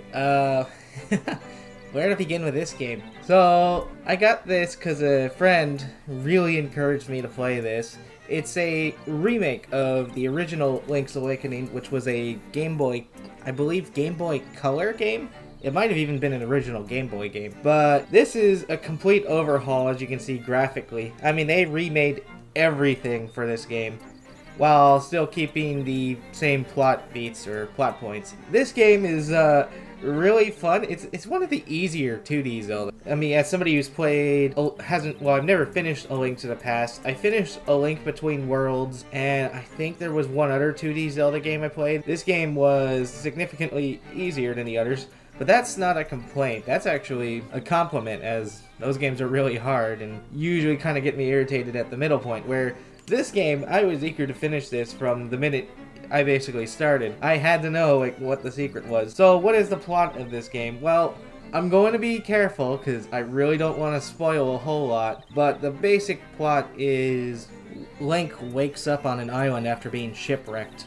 He's not exactly sure where he is. His goal is to awaken the Windfish by collecting a whole bunch of different artifacts, which are all musical instruments, throughout the various dungeons on the island. And throughout his journey, he's going to meet a whole bunch of different characters. He's going to have to help a bunch of different characters with different issues. Also, since he arrived, a whole bunch of monsters started spawning on the island. He's now also got to fight all these different monsters that are now inhabiting this peaceful island. And that's about as much as I can say plot-wise without spoiling anything, so I'll get into gameplay. So, gameplay, what I like about this compared to previous 2D Zeldas is there are attempts to actually guide the player if you get completely lost or forget what you're doing. What there is there's these phones around the island, and you can actually call an unknown person on the phone, and they'll kind of give you a hint at what you're supposed to be doing. Say you're looking for a particular item and you forgot that because you put the game down and you came back like a week later and you're like, what was I doing? You can go to the phone and it'll go, oh, you were looking for this item, or you need to go to this temple. That said, the phones aren't always helpful. Sometimes it'll be like, hey, I don't know where this item is, but I need this item, and the phone will just tell you, oh, you need that item. Which is like, yeah, I know that, but I don't know where I'm supposed to get this item, or how I'm supposed to access this dungeon. You know, I know what I'm supposed to do, I just don't know how to do it. For the most part, the phones are good little reminders if you forget what you're doing. The dungeons in this game are also really good. The actual map itself is similar to A Link Between Worlds, which I believe is very similar to A Link to the Past. However, there's enough uniqueness, there's enough new things around the world that you almost don't notice. Like, you may notice, sure, there's going to be a town here, and there's going to be a castle here, and a dungeon here. What's in the towns or dungeons, or what you'll be doing there, is very different than A Link to the Past, or A Link Between Worlds. And I gotta commend it. That is pretty neat. There's a lot of references, and I won't say to what, because this is totally a game worth going in blind and just having fun exploring and seeing the wackiness.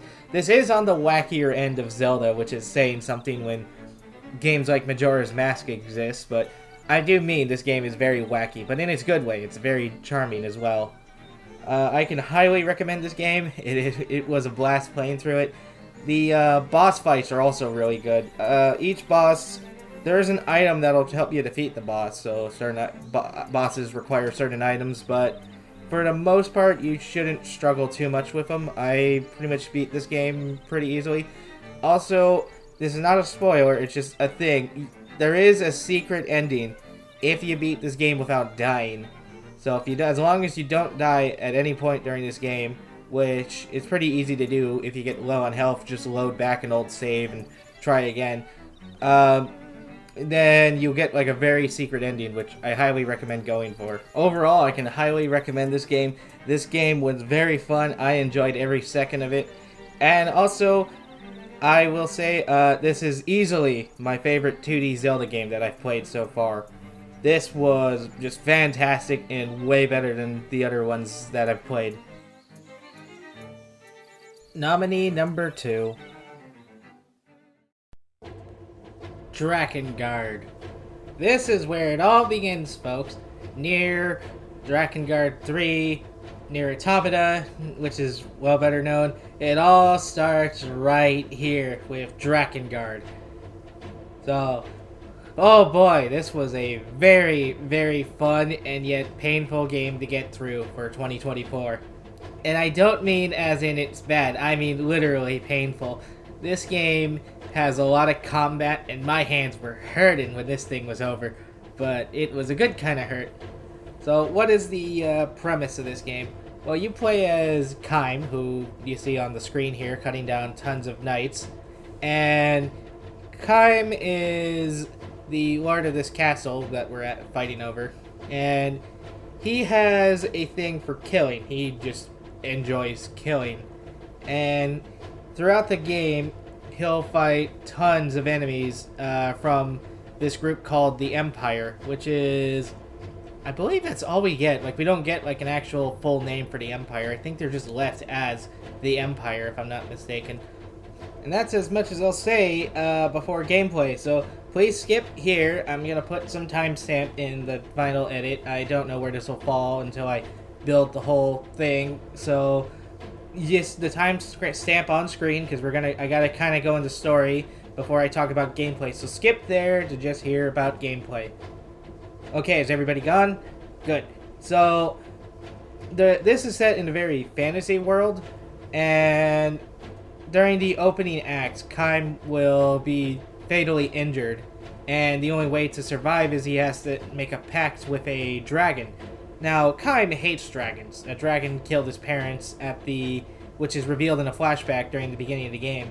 However, he wants to live so he can keep on killing, and the dragon also doesn't want to die and needs a pact partner. However, the dragon hates humans and thinks humans are foolish mortals that basically feud and have wars and have petty squabbles that they're willing to kill each other over. She sees humans as very violent. However, she also doesn't want to die, so she makes a pact with Kaim, and the two of them will go on throughout the story to fight together to take on the Empire.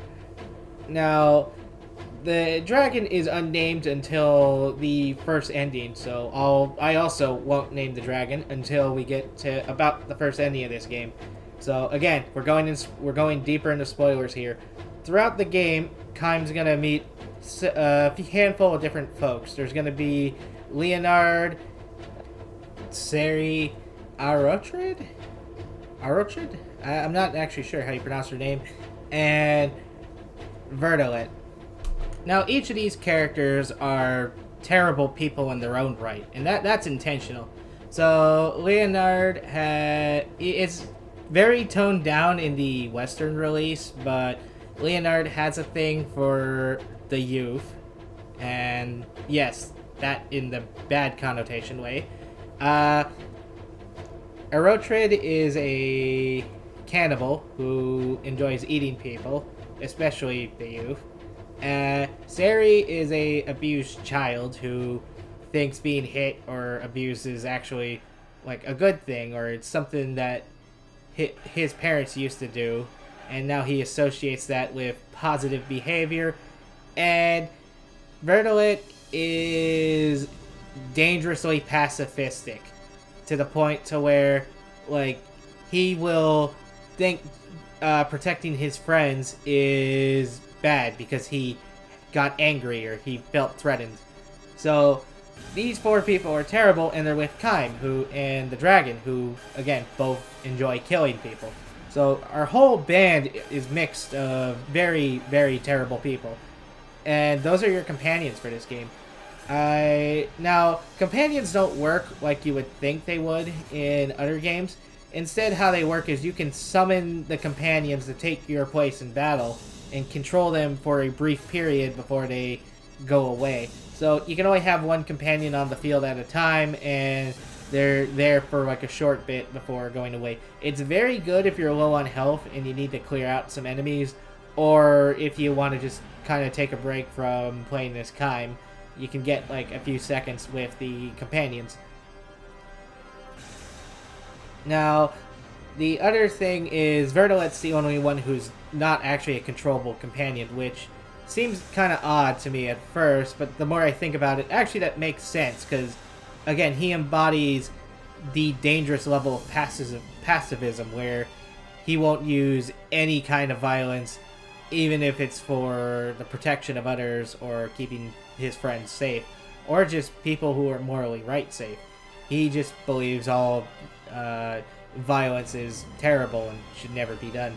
So throughout the game, Kaim's gonna travel with these people and fight the Empire in different lands. There's the desert, there's this castle that we're fighting over in the video right now, there's the forest where there's fairies and goblins, and the Empire is trying to break a series of seals all around the world. And the problem is once the seals are broken, the world starts to collapse and it becomes doomed. So Kaim and his friends will run around trying to protect the various seals. However, they'll actually end up failing and having to find a new seal. The problem is that you need somebody to act as the seal. And that seal is Kaim's sister, who's Ferdi, who we will get into a little later in a different ending. But for the points of this story, at least for a run, Ferdi is killed by the Empire, specifically by the leader of the Empire, which is a young child. It's an odd scene. I'm gonna be real with you, but we'll circle back to the leader of the Empire later, as they become very plot relevant later. So at the end, once with no goddess or any seals left to hold back the end of the world, they're faced with a tough decision of having to find another person to become that seal, and Kaim's dragon volunteers to do it, as she's grown attached to her human counterparts and she also doesn't want to see the world end. And it's here where you actually learn the dragon's name, which is Angelus. And she asks you to not forget her name, as she doesn't want to be forgotten. And again, she's grown attached to you specifically, which is a major change from the beginning of the game where she absolutely hated all humans. Even neater, though, is that Kaim has also grown attached to Angelus.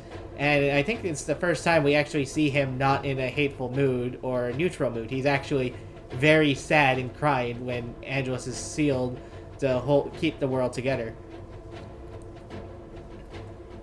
Now, we could just leave it there, but there are 4 other endings to this game, and they all reveal different aspects to this world, so I'm going to go over them now. So again, if you're sure, skip ahead to the timestamp from earlier, otherwise let's continue. So, in B ending, after Ferdi is killed, Kaim's friend and fiance to Ferdi, who becomes an enemy to you during the plot of A run named Inuart, decides he's going to try to resurrect Ferdi, as he's deeply in love with her and dangerously obsessed with her. So he does.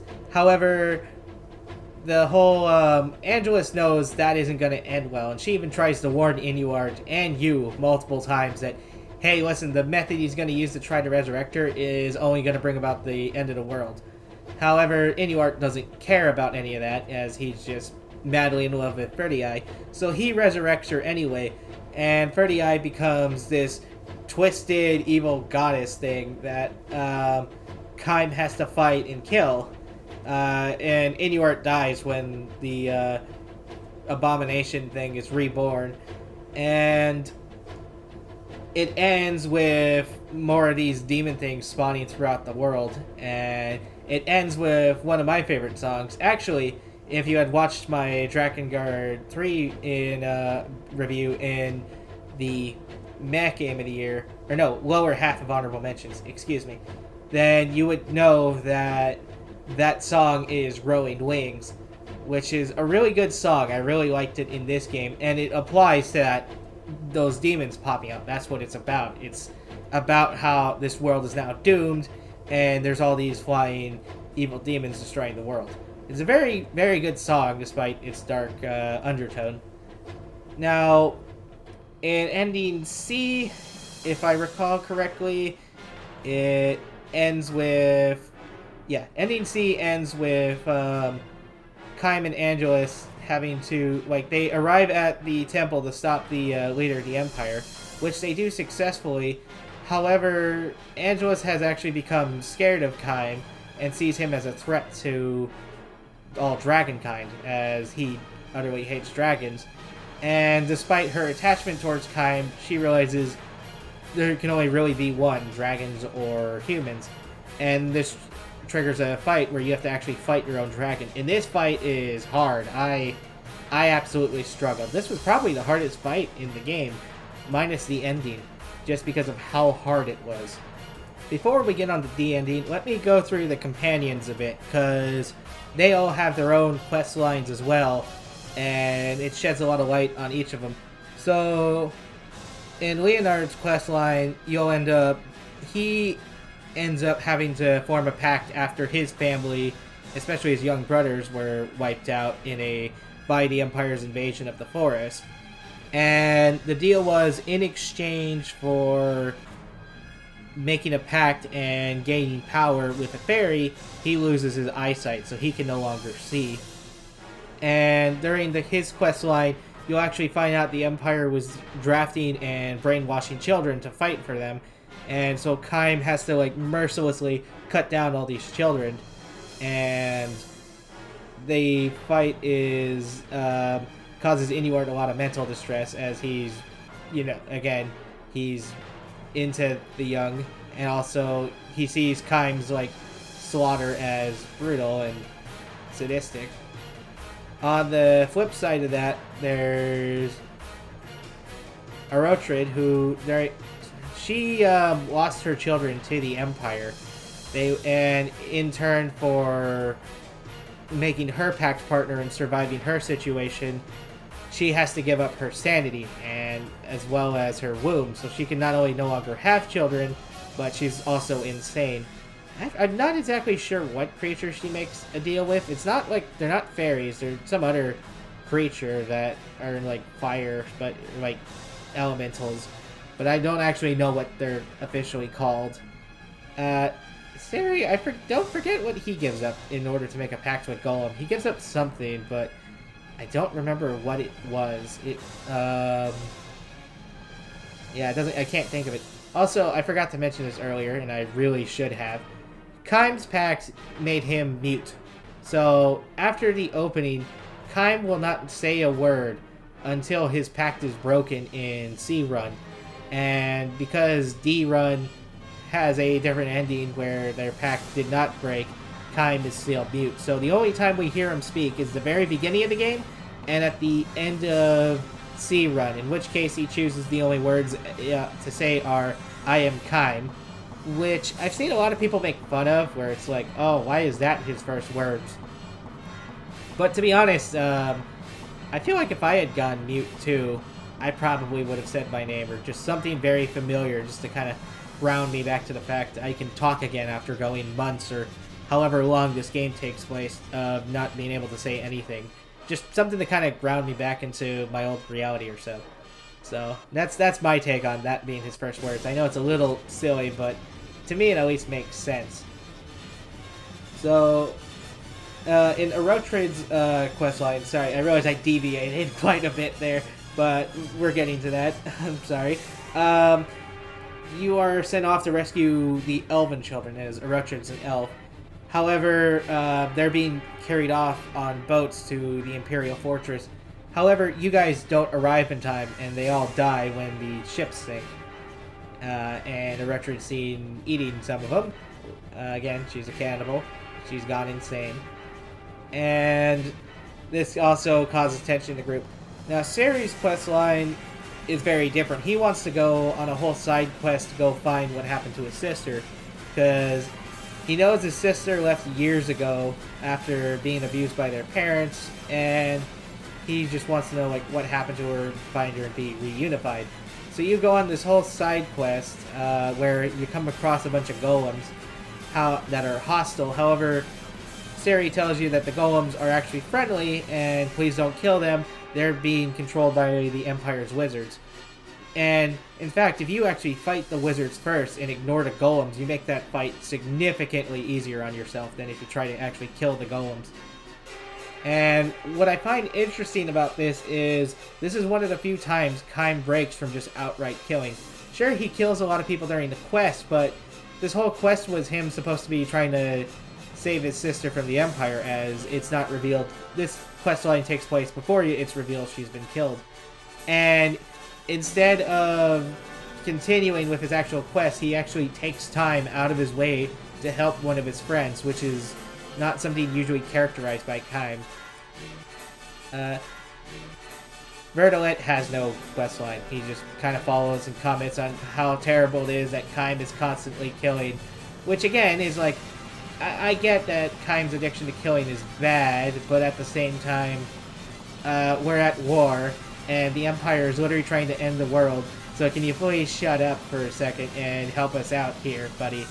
But that's also, again, that's the point the game's trying to make with Verdalet, is that there is also a degree of way too dangerous of a pacifism, where even the end of the world won't make you put aside your morals for a second and realize that sometimes you do need to fight. So it's an interesting commentary on that with Verdalet, but again, he doesn't have a dedicated side quest like the other three do, because again, he's not really a companion. He follows you around. He has a lot of story relevance to, as far as like being a mirror to Kym, but he doesn't actually do a lot in game though, as far as like while you're playing. Finally, we have ending D, which, okay, this is gonna get kind of wild. So hold your horses. This is gonna get a little crazy. So remember when I said to remember the child who's leading the Empire? Well, it turns out that's Ciri's sister, and her response to the abuse is, instead of taking it, is to inflict that type of abuse onto others. which is why she wants to destroy the entire world. And that's why she's been going around having the Empire break seals and destroy various aspects to cause the end of the world. And Ciri then has to make a hard choice between, does he protect his sister or save the world? And he chooses the world, so he actually asks his companion, or a pact partner, which is Golem, to destroy his sister. Now, here's where it gets kind of wild, and this is for me when Drakengard at least jumped the shark. Thankfully, it went back on track later, but this for me, like, for a while I was kind of concerned this is where the story was going to go. So, all of a sudden, a bunch of, like, babies and other creatures start falling from the sky and start, like, literally eating everything in the world. And Kaim must fight to try to contain the threat while they come up with an actual plan to stop these creatures. And it's supposed to be a symbol that the world's being destroyed and reborn. It's a little on the nose and kind of, I don't know, made me kind of question where the hell things were going when it popped up. Again, thankfully it picks itself up, but let's get through the ending before we talk about that. So, at some point, Ciri decides to, well, all your companions die in this quest line, so Leonard and Atronid die trying to buy you time. Verdolet, I forget, but I'm pretty sure he either runs away or dies, which is typical. And Kaim decides, Ciri says he can stop it, but he needs Kaim and Angelus to get him close enough to the giant monster creating all these babies and stuff to stop the world from ending. So they do. Kaim and Angelus sacrifice themselves, and Ciri manages to stop the monster. However, a lot of the world's already destroyed. I'm not really sure what that ending was supposed to be symbolic of, to be honest. It's kind of confusing. I feel like either something got lost in translation to the English version, or there's some cultural context I'm missing, or maybe I just missed something grander that was in the story that somehow I just missed, which is possible. I've missed obvious plot points before, so it wouldn't surprise me. And finally, we're on to E-Run, which I also probably should have said this. So each run is not like an addition, it's like a new ending or a different way things could have gone, which is why they're known as endings. So, like, you know, there's A through D, which we talked about, which, again, they're all sort of canon and not canon at the same time. They're just, the actual series continues as if A run continued, or if things continued from A run. However, the other endings are like unrelated, or they're like, oh, this also could have happened in the timeline. Now, E run is where things get kind of interesting. So the monster, instead of staying behind and fighting in the city after it spawns and just starts spawning babies and all that, it decides to open a portal to a new world, which Kaim and Angelus follow it through the portal. Now, before I talk about what happens on the other side of the portal, a friend of mine pointed out how he finds it very interesting that Kaim and Angelus even followed the monster, because he's not exactly known for being a selfless person. Well, at least that's how the game chooses to characterize him. Though the actual story shows evidence to the contrary, which is what I believe was the reason. So it's interesting that he goes through the other portal to fight this monster. Now, I believe it's because he didn't want this other world to deal with this monster on his own, and he believed he and Angelus were the only ones who could possibly contain this being. We don't know, because again, he's mute, so we can't hear what he's thinking. But we know that there's, for whatever reason, he chooses to actually follow and fight this creature to the end, knowing full well there's a good chance he may not come back from this fight. And as they do, the creature ends up in modern-day Tokyo, or at least 2002 or 3 Tokyo. So, at the time, modern-day Tokyo. And they have a rhythm battle, which sounds goofy, but basically, I'll, play the clip here. But they're gonna fight, and Kaim's gotta shoot out these beams that are matching to the ones the monster shoots out. And this section lasts 2.5 minutes about. And again, if this will look familiar if you saw the section on Drakengard 3. If not, then this is what the final boss looks like. And this is hard. I actually, what I did was, I actually had to pause the game repeatedly to, like, see what the pattern was, and then quickly hit the buttons to shoot out the correct pattern, and then pause again once I did to figure out what the next pattern was going to be. This was very tricky, and I had a hard time with this fight, but that's also a good thing, because it is the final boss, and man, when you beat it, it feels rewarding. You're happy, your heroes have finally won, they stand triumphant, and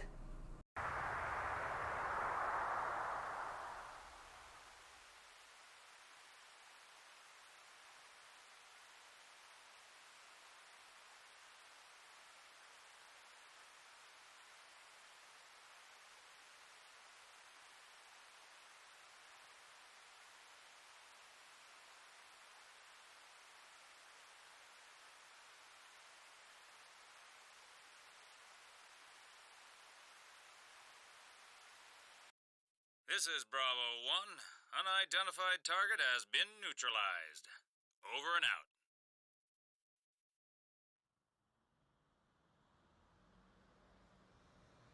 yep, they are killed by the Japanese Defense Force. The end. That is the final ending to Drakengard.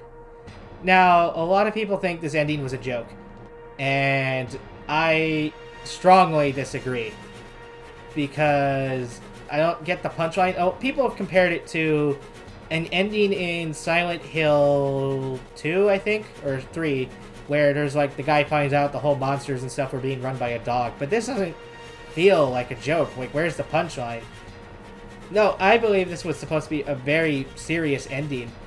And even though, like, he saved the world from this monster, he actually doomed it. And this ending is what starts Nier. Yes, this ending with the Japanese Defense Force shooting down Kaim and Angelus is what kicks off the entire series of Nier, as their ashes and the collapse of this monster create a whole new plague in this world, and that'll kick off the events that eventually lead to Nier. But we're not talking about Nier, Replicant, or Automata right now. We're talking about Drakengard. But just know, this is where all the catastrophe and everything going to crap in Nier starts, is right here at this ending. Now, finally, we can get the people back who wanted to skip the whole story and wanted to go straight to gameplay. So, this is what you're seeing on screen, and have been seeing on screen if you stayed for the other parts, is the majority of your gameplay. You're gonna be basically cutting down enemies by the droves with your sword. And this is just gonna kind of go on and on for the entire game. And it's not, like, very complex. The weapons all level based on how many enemies you kill. I think it takes like 1,000 enemies to get each weapon to level 4. You will kill enemies by the thousands. By the end, I think I was something like 42,000 enemies killed. And I didn't even get all the weapons to max level. I still had, like, a good selection that needed to go, because there's 64 weapons in this game. And you need to get all of them to get the final ending. You don't need to level them all, just obtain them. Now, the flying segments are a nice break from the swordplay. And you can call your dragon in on the ground segments to help you fight the Empire on the ground. However, she's primarily useful when it comes to aerial combat, like you're seeing here. Now, when the dragon is level 1, she's not that great. Actually, it can be kind of frustrating and tiresome. However, level 2 and then level 3 and so on, she becomes significantly stronger. However, unlike everything else in this game, the dragon only levels based on story completion. So the further you get in the story, the higher level she'll be. So you can't exactly rely on grinding a bunch of lower missions to level up your dragon. I mean, that helps in some aspects, but to get the real big jumps, you need to complete more of the story. You're probably sick of whatever song I have playing here. It's either going to be the same one from earlier that played for the first 20 minutes of this video, or it's going to be one of the other various on-the-ground combat songs. And the reason for that is this soundtrack is very repetitive in this game. You will hear the same song, which is like the same 4 notes, over and over again a lot. And that's intentional. Part of the reason for that is, funnily enough, the name of this game in Japan. So, in the West, we got it as Drakengard. However, over there, it's actually known as Dragoon. Which, if for those not familiar, Dragoon is somebody who rides dragons. However, it's also a play on certain like old cassette players. So there was an issue where, like, on old DVDs or cassette players, there'd be like skipping or so when there was damage to the tape. So sometimes you would get like a section that loops or skips because there was damage. And so the actual name is supposed to be Dragoon, but because of the skip, it missed one of the O's, and that's how you get Dragon. However, that also kind of applied to the soundtrack, which is very repetitive. Now, what's the greater meaning behind all of it? I have no idea. I'm not really sure how it applies to the plot, but I'm pretty sure that's why the soundtrack also sounds very repetitive and monotonous. Like, the gameplay, again, is very repetitive, but again, it's trying to be that. So, like, some people think it's intentionally bad. I don't think it is. I think it's supposed to show how, after a while, you actually, like, kill so many people, you get kind of sick of it. So, that's the end of gameplay. I'm probably going to go back into spoilers a little bit. So, if so, skip here to the next segment. And if you're interested, I'm going to talk about, though, why this game is the way it is. So, why is Drakengard... Why is the story full of a bunch of horrible people, and why is the gameplay the way it is? And why is the soundtrack repetitive? Why is the game just like this? And the simple answer is the creator, or director, I'm not actually sure what his title would have been for this game, Yoko Taro wanted to make a commentary on violence in video games. And I know where that's sounding, it's not going there. What he meant was, at least based on interviews, he found it kind of weird how, like, in, say, Final Fantasy or other games from the time, you're rewarded for killing mass groups of people. Like, oh, you killed, like, 100 enemies, or you killed enemies by, like, you killed 1,000 enemies, here's an achievement. And he found that very weird because, like, really video games and movies are like the only medium where that's really okay. Because, like, if you went out and, say, killed 100 people, you'd end up on the FBI's most wanted list. I mean, there'd be people after you everywhere. So he found it kind of weird that, like, in video games, this thing of, like, mass killing so normal. And also, like, these characters get, like, happy endings at the end of the day, or close to it. Now, as somebody who hasn't played Final Fantasy or most JRPGs, I can't exactly confirm if that's the case. I wouldn't be surprised, but I can't, like, say I know definitively if that's true. But that was the thing he found so weird about it, was that it was just so, the mass killing was just so normalized in games, and there was no, like, punishment, or there was no bad ending for these characters who killed tons of people. So Drakengard's kind of about that. That's why all the characters are terrible people. Because what kind of people just go, we're going to just follow a mass killer around. You know, we're going to help him with his goals and succeed at things. Like, normal people don't typically think that way. And that's why you get, like, all these really messed up people. You get, like, the cannibal lady. You get the guy who likes them young. Or you get the abused child. Like, because realistically, most people aren't going to follow this, aside from people who have their own problems or can somewhat benefit off this relationship somehow. And that was kind of what this game was getting at. Like, you know, killers don't really deserve a happy ending, and as one of my friends put it. And also, you know, people don't who do this kind of stuff aren't really considered normal by society standards. So it was a commentary about that, how just weirdly normalized violence in games was. But and the game, I personally think, did a good job at that. There are no real happy endings for any of our characters. Kai Meter ends up alone or dead in pretty much every ending of this game. His friends end up pretty much dead or separated from him by the end of just about all the endings. I think with the exception of A-Run, things don't really work out for him in any of these endings, and that's kind of the point. Because realistically, it shouldn't. People like Ted Bundy or what's his name, Charles Manson. They're locked in prison alone, and they ended up dying alone in prison of various health issues. That's how society treats those people. So it's odd in games we don't do the same. So that's kind of why you get this such deranged and mix of shitty people in Drakengard. It's supposed to be that way. It's because that's how it is in real life. However, what I appreciate, though, is that he doesn't just make everybody irredeemable. There are aspects of humanity to these people, even though he's being critical of the game's critical of these characters. Like, for example, with Ciri, Kaim goes and helps him out trying to find his sister, even though it completely defies the objective Kaim wants. Kaim takes in Ciri and all these other people, even though they're only going to realistically slow him down or hinder him.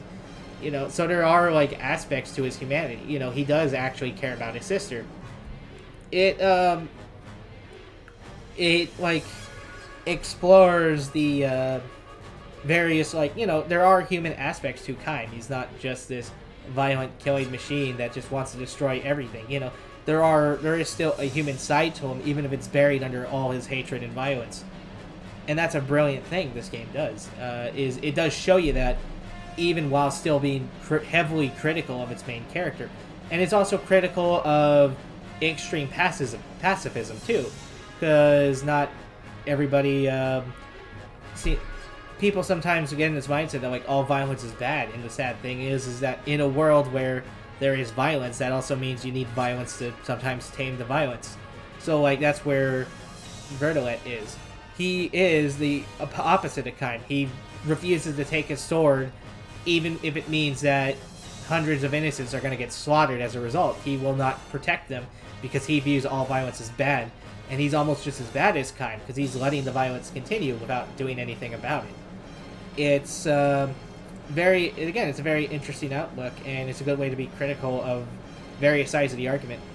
It's not, again, some people I've seen on Reddit say this is a bad game, and I don't think it is. It's certainly a product of its time. I'll give it that. It is very dated. It is very janky, even with the emulator factor, which is true. I did play this on an emulator. That's part of the reason you're getting such good video quality of this game. But this is, but there was a lot of thought behind it at the end of the day, and the game does get its themes across really well. By the end, I wasn't exactly questioning what Drakengard was getting at, that was my complaint with 3. Again, 3 did win lowerable honor mentions despite me complaining about it for 15 minutes, but my biggest problem was I couldn't understand the points 3 was trying to get at, where this game, I fully know what it was trying to say, and I fully understand where it was going. So, again, this game was brilliant. I really love this game. It's got padding. You do have to level a lot. You do have to kill a lot of enemies to level up because the later stages are really hard. But it has a whole message. Every little aspect like that, it's trying to get at a point of how kind of not good Kaim is in terms of his mass killing. But again, it does turn around and show you his human side. It's a very interesting game with a lot more thought put behind it than I really see people giving it credit for.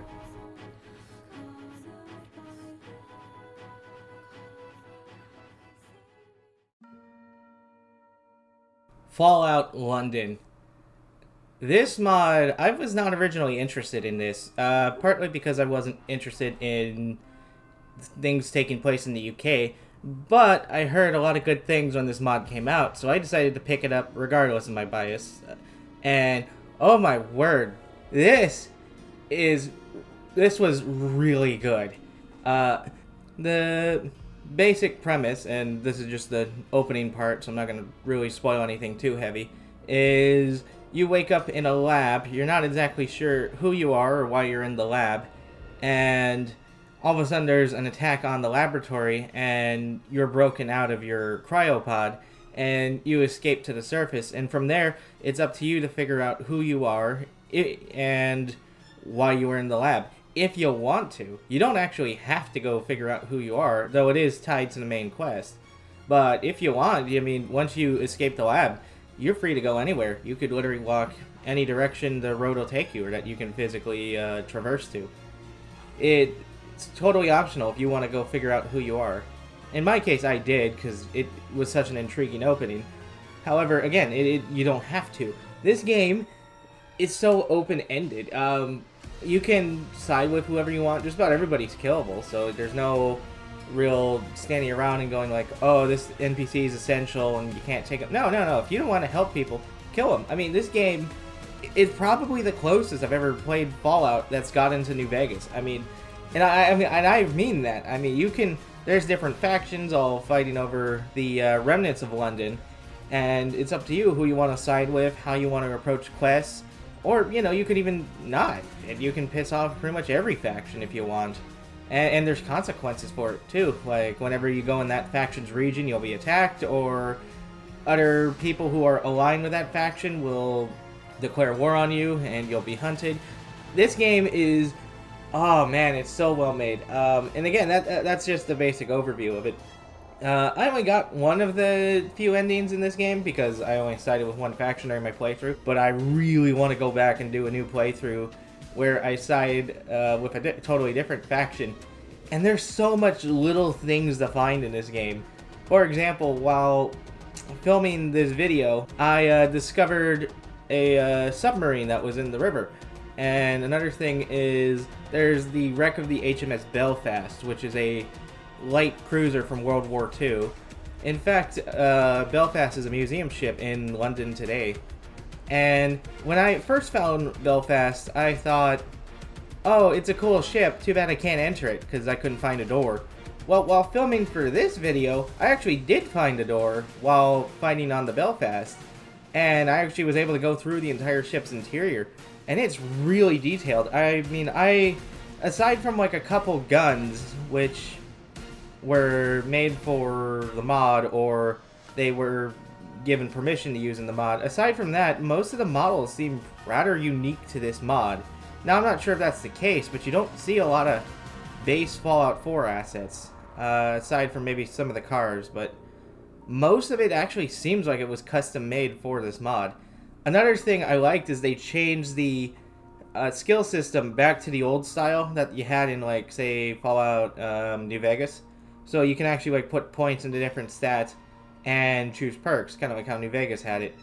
And it doesn't look at all like Fallout 4's streamlined, simplified interface, which I was never really a fan of Fallout 4's leveling system. I felt it was too streamlined and too generic, where this game brought back a lot of the uniqueness to how you craft your character.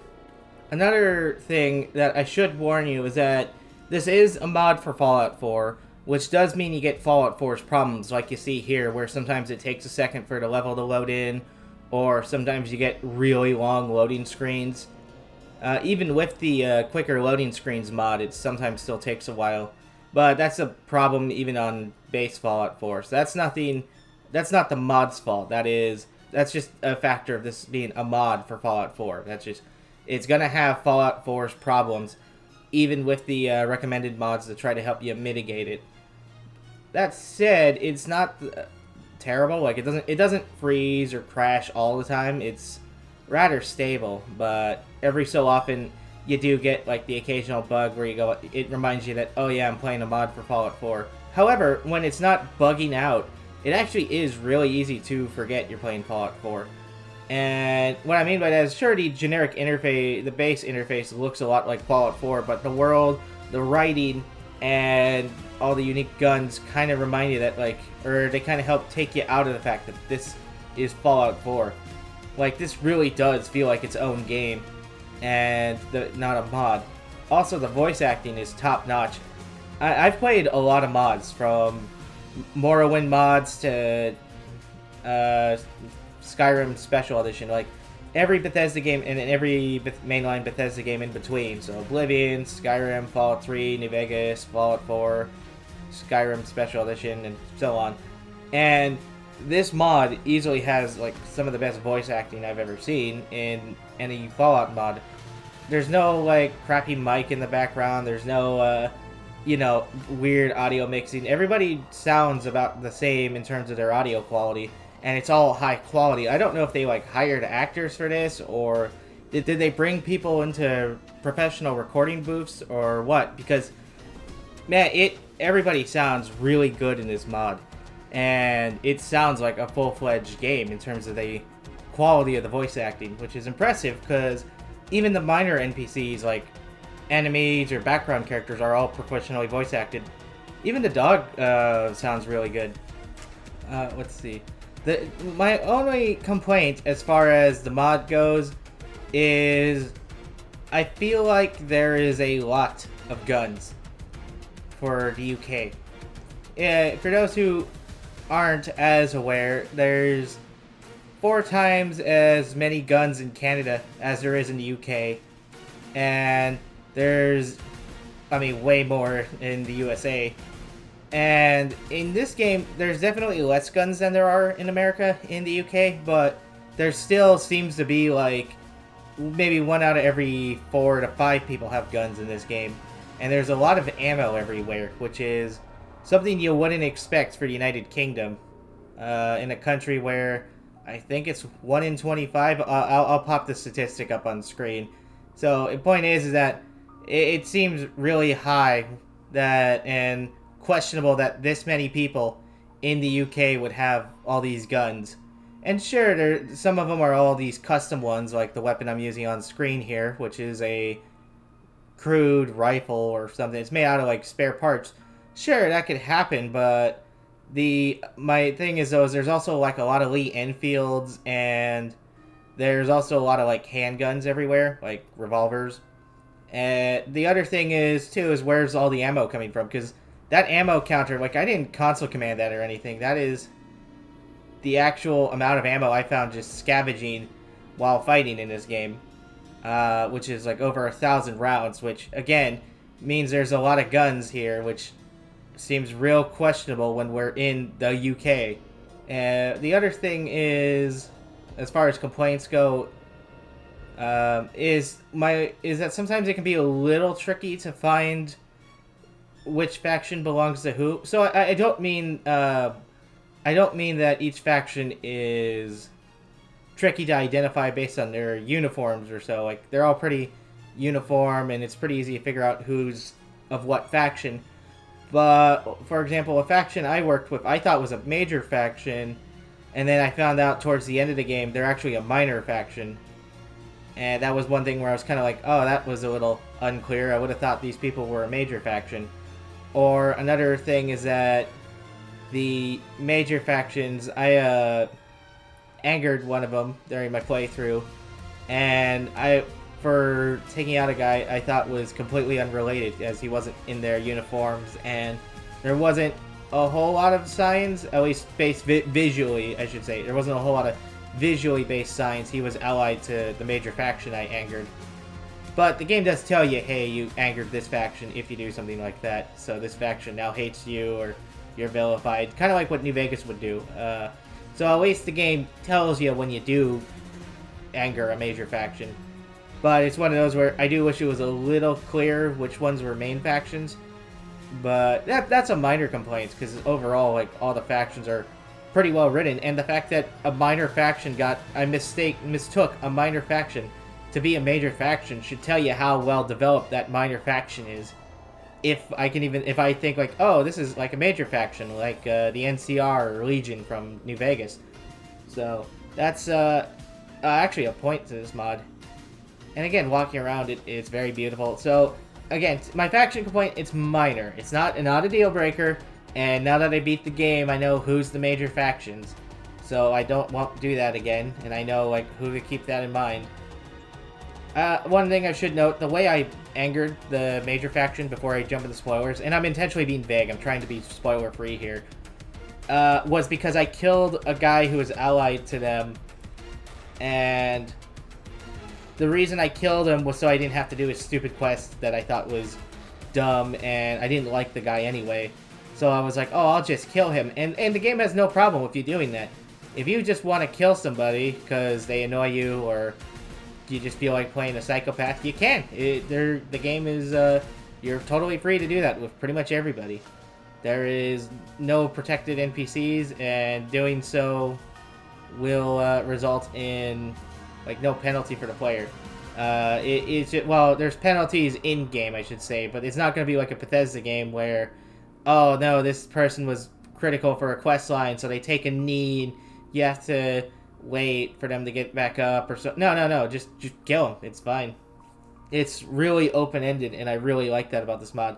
The other thing is you can't go do Fallout 4. Like, this game permanently changes Fallout 4, so unless you reinstall the game, you cannot go to the Commonwealth Wasteland. You are pretty much stuck in London with this mod. Now, sure, you can console command it and go there, but things aren't going to work correct, or other things were changed just to make this mod work. So it's something to keep in mind that, like, once you install this, you are irreversibly changing Fallout 4 unless you reinstall Fallout 4. Which, for me, who has multiple computers, no biggie. I just installed this on my secondary computer. But it is something you should be aware of, as most people probably don't have, like, 5 gaming PCs sitting around that they can just install the game on. The other thing I want to note is this game requires an older version of Fallout 4. And what happened with that? Well, Bethesda updated the Fallout 4 after the TV show came out as part of this next-gen update, and it broke a lot of things. It's weird, but they've, like, completely broken Fallout 4, so if you use any modding, especially that adds new NPCs or changes faces, it causes severe lag, it causes compatibility issues with old mods, script extender was broken for quite a while. It just breaks a lot of things, and it's so broken, in fact, Good Old Games pulled the next-gen update from their store, or they actually just never uploaded it. They flat out refused to put the next-gen version of Fallout 4 onto their store because it's that broken.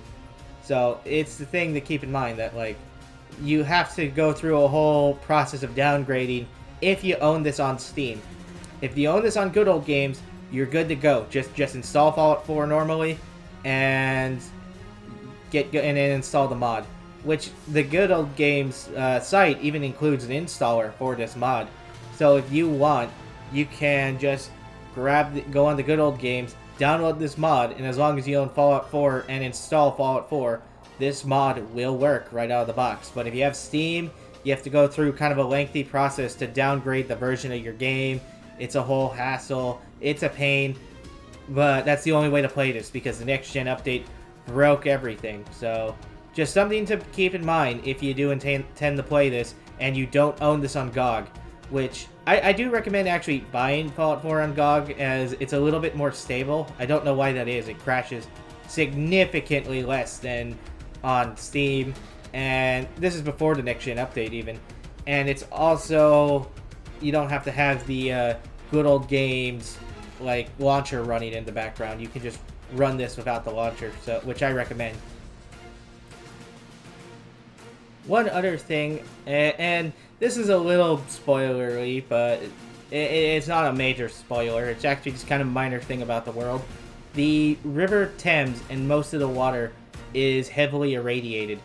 So it's one of those where you have to keep that in mind, that, like, you actually either need to find people with boats, or you need to find other ways around giant pockets of water, such as the River Thames or various lakes.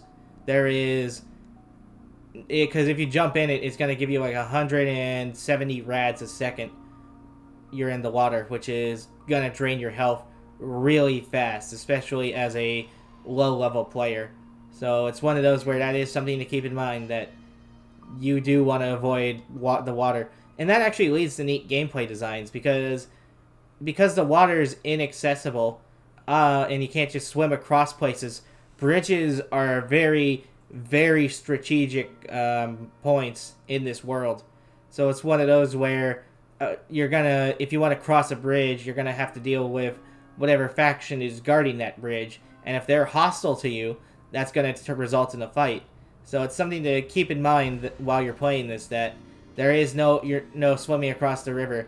You are going to have to deal with combat or negotiate with the factions you come across who are guarding bridges or boats. But again, if you don't want to, you could just become hostile to the faction and kill them. It's completely open-ended to the player, and I appreciate that.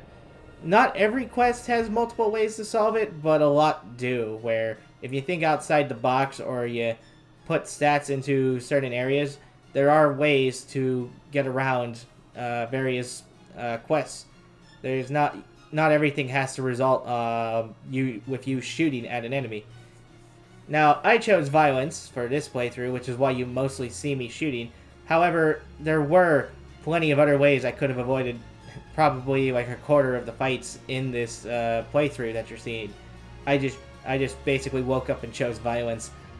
So, with that, we're gonna move into story. So, if you don't want to know anything about the plot, and I'm not gonna spoil the whole plot, I'm just gonna expand a little more on things I liked about this mod that touch on the plot. So, but either way, it is gonna spoil some things, so please skip to whatever time I throw up here to avoid any story-related information. One thing I'm adding in post as I'm editing this together is I realized I forgot to mention, so there's little symbols with like a guy in a circle or like families and standing in like a circle. It's like artwork or so you'll see on like the loading screen, or there's little like beeping noises you'll hear. You'll know when you play it. And I kind of wondered what that was, or was that made for this mod? No, what it is from a old UK nuclear survival videos made by the government called Protect and Serve. And this was basically instructions of what you should do if there was a nuclear war. Like, how should you protect your family, and how should you stay safe from nuclear annihilation. So I just wanted to throw that in. That's a neat thing they added. It's the equivalent to like the American Civic Defense Force, which made all the videos of how to survive nukes in America. So now Protect and Serve never went live. It didn't get released until years later when it was declassified and released to the public in the UK. But again, because Fallout, nuclear war was so real, Protect and Serve actually did get implemented and put on TV. But yeah, if you see those little things around the map or so, that's what that's from. It's from an old UK propaganda video of how to survive nuclear war. But again, it never actually went live, so you don't have to worry about it, or like, if you don't know about it, don't feel bad. Again, it never actually hit the airwaves. It was made for it, but it didn't make it in the end. At the end of the opening part of the game, you'll get greeted by a telescreen where a guy will introduce himself as Mr. Smythe, and he says he's going to let you out into the world and for you to go explore London. And throughout the game, if you're interested in knowing who you are, you're going to be chasing after Smythe, because he seems to know a lot about you. However, every time you get close, just at the last second, Smythe's gonna get away, and you'll be like constantly back thrown out into London looking for him. Eventually, though, if you can find Smythe's in charge of the House of Lords in the UK, and through more telescreens, you'll meet with Smythe again, and he'll ask if you want to side with him and help him reshape London into something greater than it is. Now, that's the route I went through, because I wanted to get the full experience with Smythe, since he seems behind the whole plotline. However, there are two other factions. There's Camelot, which is based on the story of King Arthur, and it's even led by a guy named Arthur. Then there's the Fifth Columnists, which I'm not sure what they're supposed to be. I'm guessing it's some play on journalists in the UK, but I'm not actually sure, as I'm not British myself, and the cultural significance of the Fifth Columnist is completely lost on me as an American. But They're the other faction, and I don't quite know what their story is. I just know they're heavily armed and they're all wearing trench coats. But maybe if I go back and do the fifth columnist quest line, I'll figure out like what their story is, as I'm really curious what they're about. There's a lot of things in the mod that are like that though, where there's these guys called Jacktar, which I know is something to do with the British Navy, but the exact thing I don't know, as again, I'm American. And then there's the hooligans, which I know what a hooligan is. They're like, you know, troublemakers, and they're like your generic raiders in this game. They're not called raiders like they are in normal Fallout. They're called hooligans. So there's a lot of little British things to it, where again, it's trying to feel like you're in the UK, and it's not trying to do just the generic thing of like, oh, we reused enemies. There's also new people like or new monsters and creatures like the Thames folk, which are people who seem to have become like hybrid or developed gills and fish-like elements. They're it was a bit strange at first, where I even questioned it. However, I kind of thought about it and went, well, as weird as that is, so is the idea of probably like super mutants and Deathclaws being mutated, so why couldn't the UK have different monsters? And also, that's something people have complained for years about with the other Fallout games, where it's just the same enemies everywhere you go.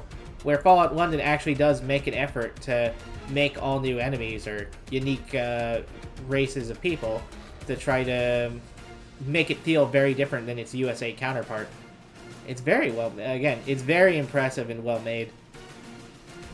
Anyway, back on the story though. So, after you meet with Smythe, he will like have you do various tasks, assassinations, deliveries, and oh, I should actually mention before we get onto that, to get a meeting with Smythe and get into the House of Lords, you actually have to get approved to become part of Parliament, and the way you do that is it requires signatures from several minor factions around the Londonian wasteland.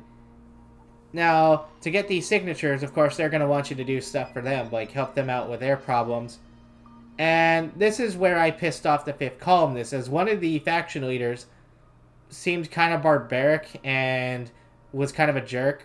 So I was like, you know what? I don't want to help this person. So I gunned down him and half his faction, and he was allied to the fifth columnist. So when I did that, I pissed off the entirety of the fifth columnist, who then became immediately hostile towards me. And anytime I entered the fifth columnist territory, I had to keep my gun ready, because I didn't know if when I was going to get jumped by the columnist. But again, I like that though, because that's how things would probably go in reality. You know, people who are trying to form new governments would ally themselves with other factions, and pissing off their allies would draw them into a conflict with you. It's very well set up. But I didn't know at the time that the fifth columnists were a major faction, so I kind of looked at it and went, oh, whatever, not realizing I had just locked myself out of their questline. Not that I would have done it, I probably would have still sided with Smythe in this playthrough, as again, I really wanted to know more about who I was and who Smythe was. And towards the end, you'll be actually asked to deal with the leaders of the fifth columnists in Camelot. Now, there's a catch with that, though, is that Smythe doesn't want open, guns blazing murder or so. He doesn't want you to just go in and gun everybody down like a mindless machine, and you also, if you can avoid it, he'd rather you not be seen killing their leaders either. And the reason for that is, well, it's obvious. He's trying to democratically or rig elections, but to look like he's, you know, doing it legitimately. So if you, an employee of Smythe, is going around just openly gunning people down at major factions, well, you know, now all of a sudden it looks like Smythe supporting a terrorist. So I did that at least with Camelot. I managed to take out Arthur stealthily, not be seen, and I used the assistance of Guinevere. Well, I shouldn't say Guinevere. I used a clone of Guinevere, because cloning's in this game, and that'll come up a bit later. But Smythe's found a way to sort of make clones of people that he can control. However, they still retain some of the memories of who they were clones from. And so, for example, after I killed Arthur, Guinevere turned on me because her mission was done, and now all of a sudden, you know, she's remembering like, oh yeah, this was my lover and friend. So he or she turned on me, and I had to kill her. But I had to do both stealthily because I couldn't get caught openly gunning down their leadership. So it was one of those where I had to be very careful and bring like suppressed weapons or melee weapons to deal with the situation. The fifth columnist, I had no choice but to go loud because I had already angered them way earlier in the playthrough. So when I went to go deal with the fifth columnist, that they were already like, I was already shoot on sight as far as they were concerned. And Smythe wasn't happy with that, but you know, he was also kind of understanding, like, yeah, you know, they did open fire, you know, they did shoot first, so you gotta do what you gotta do in that situation. And I did. So it was one of those where he wasn't happy, but again, he was understanding about what happened. Anyway, after you take out the leaders, they'll decide to mount an attack on London proper, which is surprisingly in good shape under the House of Lords. It survived the same devastation that befell, say, DC in Fallout 3. Part of that's also implied that it was rebuilt by the people of London during Smythe's rise to power. However, I don't know if that's actually outright confirmed, if that's why it's in such good shape. But you also get to enter places like Windsor Castle. You get to enter various other UK establishments like certain radio stations, or like you see right now, HMS Belfast, which I'm fighting in with the Jactars. Who they're raiders that, again, they seem to be taking some sort of British Navy approach, or like their, you know, as their ideology. It just, I just don't know enough about like what the Jactars exactly are based on to really comment about them. But I know it's something to do with the British Navy. I just don't know exactly what their context is. As for the ending battle, because this game ends with a major battle where I assume, depending on which factions you sided with, would have joined you. Like, I'm sure if I had sided with the Fifth Columnist or Canterlot, I would have been part of the group storming London rather than defending London against them. And this fight is hard. And I mean, like, really hard, because there's so many enemies. But you're not alone, thankfully. You get a lot of allies helping you defend London from the invading forces. But it is hard, as there's so many enemies. You're constantly having to check your back. You're constantly getting overrun at different points. It is hard, but it is doable. You just got to take your time. And you also have to be careful not to shoot allies, as, you know, the game, it's Bethesda game, so they don't understand close quarters friendly fire. But again, that's an issue on Bethesda's part, not the mod creators. That's just how the AI is programmed in this series. But the fight is really massive. I would actually say it's larger, much larger than the battle for Hoover Dam in terms of the amount of NPCs and the amount of action that's going on. But once you're done, once you win the fight, you'll actually get to enter the House of Lords. And I'm not going to say what happens there. That you're going to have to all find out for yourself. But some neat stuff happens after the major fight, and you actually finally get to meet Smythe face to face and not through a telescreen. But exactly what happens when you enter and where the plot goes from there, it's all up to you guys to figure that out. That's all, because meeting Smythe is a tiny part of the interesting stuff that happens when you enter the House of Lords. This mod brought something that I've really missed from Fallout, and that was its open-ended, kind of do what you want type mentality. Because in the Wasteland, there's no real rules. I mean, there's just consequences. You know, sure, you can break rules and people come after you, but if you run to a different faction's homeland, or even better, you are able to fight off the people coming to enforce the law, then, you know, you're on your own. It's effectively lawless. Just, again, there's just consequences. And I miss that. That's something I really liked about New Vegas. Is if you want, you can piss off and kill everybody, or you can try to help as many people as you want. The game doesn't restrict you to, doing things a specific way. I mean, like, for example, with Yes Man, you can completely derail the normal story of New Vegas. A good example is I became idolized by the NCR, and then I did Yes Man's playthrough and I assassinated Kimball and completely threw the NCR into shambles at the Battle of Hoover Dam. But that's like little things you can do, and this mod lets you do that if you want. You can take out major factions. I backstabbed several factions while playing this. Some intentionally, and some were just side effects of me being the force I was in this game. For example, one of the side factions I had to help when I was trying to get signatures was the Pistols, and their whole thing is anarchy. No law, no restrictions, just open anarchy. And so when I sided with Smythe, who's trying to rebuild the UK and bring down the law, they got super angry at me because their whole thing is anarchy and, free love and all that. And I instead sided with the government against them. And it even says in the end credits slide that they almost couldn't believe that one of their own did this to them. But that's how it goes. You can completely screw over everybody if you want, to some degree. Or you can screw over nobody and be like an upstanding person. This game literally lets you choose exactly how you want to play it and do exactly what you want to do. It is so good. It is so open-ended, and it's something that is desperately missing from modern Fallout.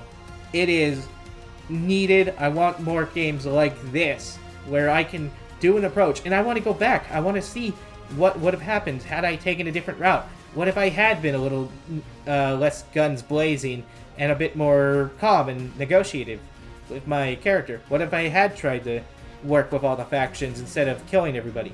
I don't know, and I want to know. I'm so curious, like, how things would have turned out then.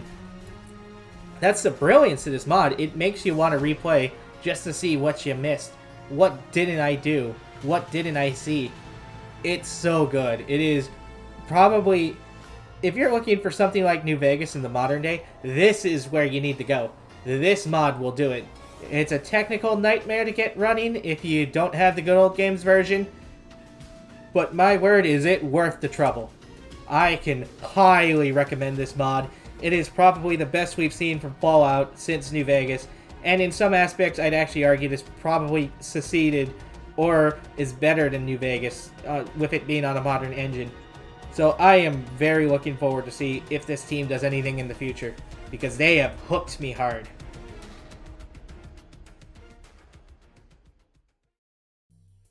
With that, we have our nominees.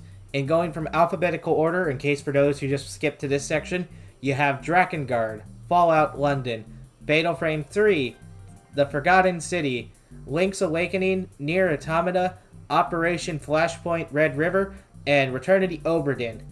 But only one can win, and the winner has been decided. However, before I tell you what my favorite game of this entire year was, I want to go to the polls, because I asked all of you what you thought, and I only got about 4 responses, but still, it is worth seeing who picks what, because I am curious. So, going in no particular order, Ryan voted for Obra Dinn, or Return of the Obra Dinn. Stylus Index voted for Link's Awakening. Bohi voted for Return of the Obra Dinn. Humboldt said it was a good game, but didn't really pick an option, so he's just getting a vote thrown in with Return of the Obra Dinn, though I think in the past he's actually said he'd take Fatal Frame 3 over it, though, again, he's trying to guess what my favorite was. And Yi-sun has not really picked. He picks between 2, where he said he couldn't decide if I would pick Nier Automata or Drakengard. So, very good guesses. Thank you all for participating. And now on to the actual winner. So, without further ado, my favorite game, the top game for 2024 is...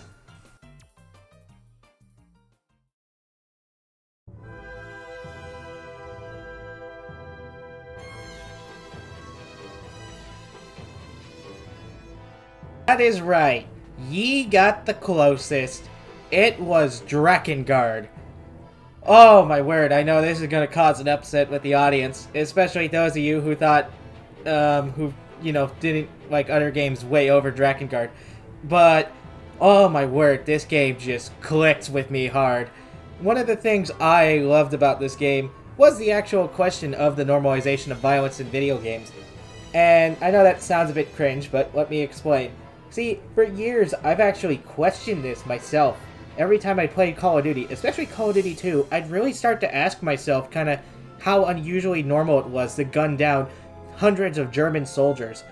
You know, I'd think about it too, that like, how many dads did I kill? How many families don't have a parent or a son now because I shot that guy?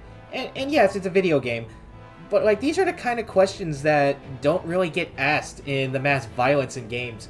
And this game actually did ask that, which I really appreciated. Unlike Nier Automata, like, I've rolled this over, but I've never heard, like, an actual argument or art really explore that theme of mass violence the way Drakengard does. And that I respected. The other thing is I love the music to this game. I know I called it repetitive and annoying at times, but, man, this game has a lot of bangers of music. This game just... I listen to the soundtrack when I walk my dog. I like listen to this song, or this game's music, specifically on my iMac while I work or play in Minecraft. This game's soundtrack is amazing, and again, it's not for everybody. My mom hates it, some of my friends hate it, but this game just clicks with me, and it's something I'm going to mull over in my mind for years to come. I'm going to really ask myself a lot of the questions or things proposed in Drakengard. Sure, it was hard to play, it was clunky, I complained about it, but it did something that I had been craving for a really long time, and that was an exploration of violence in these games. And that is something this thing achieved without any trouble.